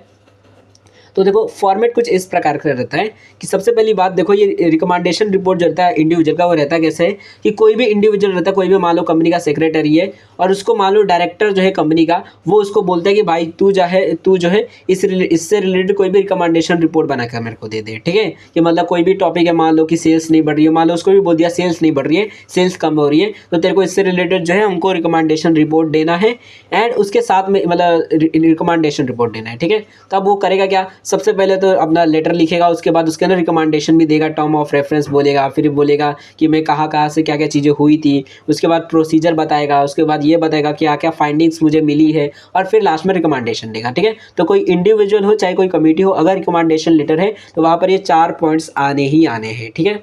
अब उसका फॉर्मेट कैसा रहेगा तो उसको देख लेते हैं। तो सबसे पहले लेटर हेड लिखा हुआ है, लेटर हेड मतलब वही कंपनी का आपको नाम एड्रेस लिख देना है, ठीक है। तो यहाँ पर कंपनी का नाम एड्रेस आप लिख दोगे, उसके बाद डेट लिख दोगे, जो भी आपका डेट रहेगा, जाएगा। उसके बाद अब ये लेटर आप किसको देने वाले हो, मान लो डायरेक्टर को देने वाले हो, तो डायरेक्टर का नाम, उसका कंपनी का एड्रेस, ठीक है। तो जैसे यहाँ पे लिखा है तो कंपनी का एड्रेस लिख दोगे, ओके। उसके बाद सैल्यूटेशन दे देना है डियर सर लिखकर, एंड उसके बाद आपको करना है सब्जेक्ट अपना लिख देना है कि जो भी आपका टॉपिक रहेगा कि कंपनी के अंदर, जैसे report on labour unrest in the company's factory at Boisar, ठीक है। तो जो भी आपका टॉपिक रहेगा कि लेबर से रिलेटेड जो भी टॉपिक रहेगा वो आपको लिख देना है सब्जेक्ट के अंदर। उसके बाद अब डायरेक्टली आपको रिपोर्ट को चालू कर देना है, ठीक है। यहाँ पर आपको कोई भी मैसेज लिखने की ज़रूरत नहीं होती है, ठीक है। यहाँ पर डायरेक्टली आप अपने लेटर को शुरू कर दोगे तो चलेगा, ठीक है। चाहो तो थोड़ा बहुत लिख सकते हो, बट नहीं लिखो, इतना मेहनत करने की क्या ज़रूरत है, ओके। तो यहाँ पर डायरेक्टली आपको शुरुआत कर देनी है, अपना भाषण देना स्टार्ट कर देना है, ठीक है। सब्जेक्ट लिख दिया आपने, कोई बात खत्म हो गया। उसके बाद आप डायरेक्टली आपको आपका ये जो रिपोर्ट का जो प्रोसीजर है वो स्टार्ट कर देना है कि अब आपको पहली बात टर्म्स ऑफ रेफरेंस लिख देना है कि आपने ये आपको कहाँ से हुआ था, कि आपको जो है बोर्ड रिजोल्यूशन में आपको बोला गया था कि आपको इतने तारीख को मतलब बुलाकर बोर्ड मीटिंग में आपको बोला गया कि आपको जो है ये मतलब जो है रिपोर्ट तैयार करनी है। जैसे यहाँ पर लिखा गया है कि the process of the instruction contained in the board resolution number 78 passed at the board meeting held on, मतलब कि ये जो मीटिंग हुई थी बोर्ड मीटिंग की, जो कि 78 मतलब रिजोल्यूशन था, पास किया गया था, उसके तहत मतलब मैं ये जो है मतलब कमिटी मतलब ये जो रिपोर्ट है वो तैयार करने जा रहा हूँ, ठीक है। तो आई वॉज आस्क्ड, मुझे बोला गया to inquiry in the cause of unrest, की मतलब जो भी लेबर्स की प्रॉब्लम्स आ रही है उससे रिलेटेड मेरे को बोला गया कि उससे रिलेटेड रिपोर्ट तैयार करो, ठीक है। तो ये मेरा टर्म्स ऑफ रेफरेंस हो जाएगा। उसके बाद अब आप नेक्स्ट के बाद देखोगे तो जो विजिटिंग एंड मीटिंग है उसके अंदर आपको लिखना क्या रहेगा। तो देखो विजिटिंग एंड मीटिंग मतलब वही कि आपने कहाँ पे जाकर आपने मीटिंग की, आपने कहाँ पर गए थे, आपको मतलब आपका प्रोसीजर क्या था आपका रिपोर्ट तैयार करने का, ठीक है। तो जो आपका प्रोसीजर है वही वाला ही है, ठीक है, कि आप यहाँ पे गए थे, इतने तारीख को मैं यहाँ पे गया था, मैं यहाँ पर मीटिंग किया था, यहाँ पर मैं पूछताछ किया कि क्या प्रॉब्लम है लेबर्स के साथ में जिसकी वजह से उनको ये प्रॉब्लम आ रही है, ठीक है।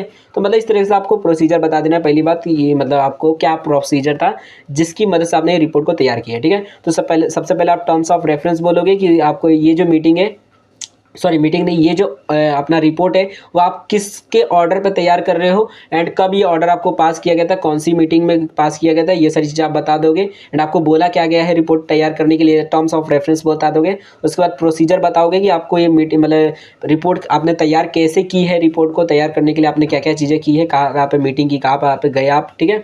उसके बाद आप फाइंडिंग तैयार करोगे, ठीक है। फाइंडिंग मतलब क्या, कि वही आपका कि मतलब आपको क्या क्या चीज़ें मिल गई, कि मतलब लास्ट में अब आपको क्या क्या प्रॉब्लम्स पता चली है कि इन प्रॉब्लम्स की वजह से लेबर्स के साथ मतलब लेबर्स जो थे वो प्रॉब्लम झेल रहे थे। तो अब मतलब यहाँ पर आप फाइंडिंग्स लिख दोगे कि ये सारी प्रॉब्लम्स थी, कि नंबर 1 ये प्रॉब्लम, नंबर 2 ये प्रॉब्लम, नंबर 2 के अंदर ये सारी प्रॉब्लम्स थी। तो आप ऐसे प्रॉब्लम्स जो भी रहेंगी फाइंडिंग्स आपकी मिली है कि ये सारी प्रॉब्लम्स के वजह से ही ये सारी चीज़ें हो रही थी, ठीक है। तो आपको फाइंडिंग्स लिख देनी कि आपको क्या क्या चीज़ें मिली है, ठीक है, आपने इतनी खोजबीन रिपोर्ट बनाई। तो उसके बाद लास्ट में रिकमेंडेशन आपको लिख देना है कि रिकमेंडेशन के अंदर आपको ये सारी चीज़ें लिख देनी है, जो भी आपके पॉइंट्स रहेंगे कि मतलब आपको ये सारी चीज़ें करनी चाहिए जिसकी वजह से आपकी ये जो प्रॉब्लम्स है, जो भी मेरी फाइंडिंग्स थी कि ये सारी प्रॉब्लम्स की वजह से ये मतलब कंपनी के अंदर सारे जितनी भी प्रॉब्लम्स आ रही थी, तो जो भी फाइंडिंग्स है उनका आप सॉल्यूशन क्या, उनका रिकमेंडेशन आप दे दोगे, सजेशन दे दोगे कि हम अगर ये सारी चीज़ें अगर करते हैं तो हमें फ्यूचर में ये प्रॉब्लम्स नहीं झेलनी पड़ेंगी, या फिर ये जो प्रॉब्लम्स है वो सॉल्व हो जाएगी, ठीक है।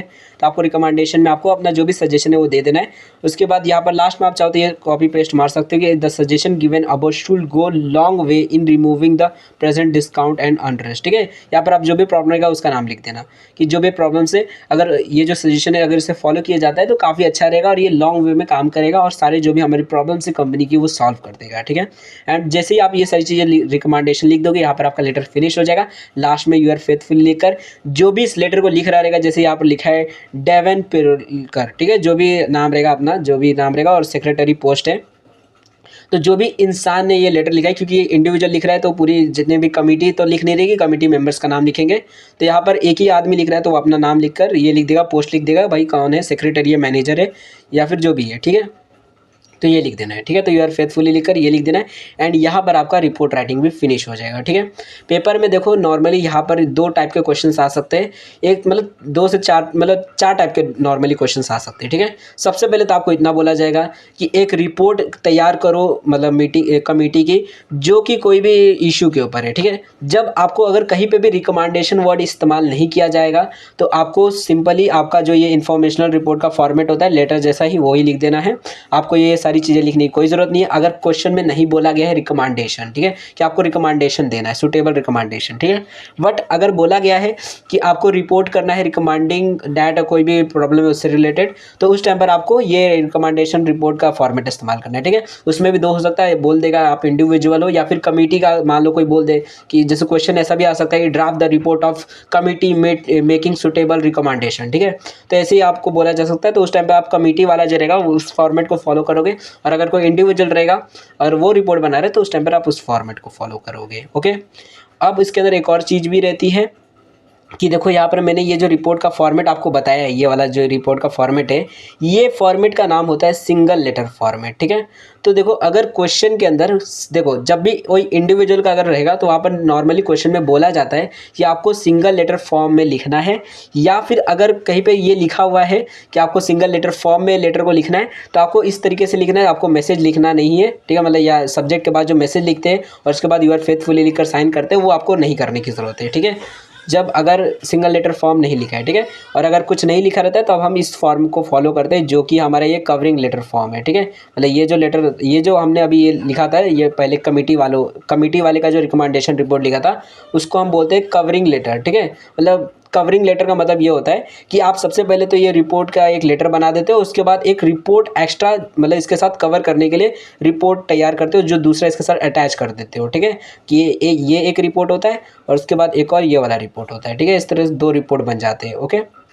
तो नॉर्मली आपको इसी फॉर्म में लिखना रहता है, मतलब ये वाला जो फॉर्म रहता है हमारा कवरिंग लेटर, इसी फॉर्म में ज़्यादातर क्वेश्चंस आते हैं। आपको बोल दिया जाएगा कि कोई कमेटी है वो और उसके रिलेटेड सुटेबल रिकमेंडेशन लिखो, अगर कोई कमेटी बोल दी। बट अगर कहीं पर लिखा गया है कि आपको सिंगल लेटर फॉर्म में लिखना है, तब आपको वो इंडिविजुअल वाला जो था उस फॉर्म को इस्तेमाल करना है, ठीक है, ये वाला अपना इंडिविजुअल वाला, ठीक है, कि जहाँ पर आपको मैसेज लिखने की कोई ज़रूरत नहीं है, ओके।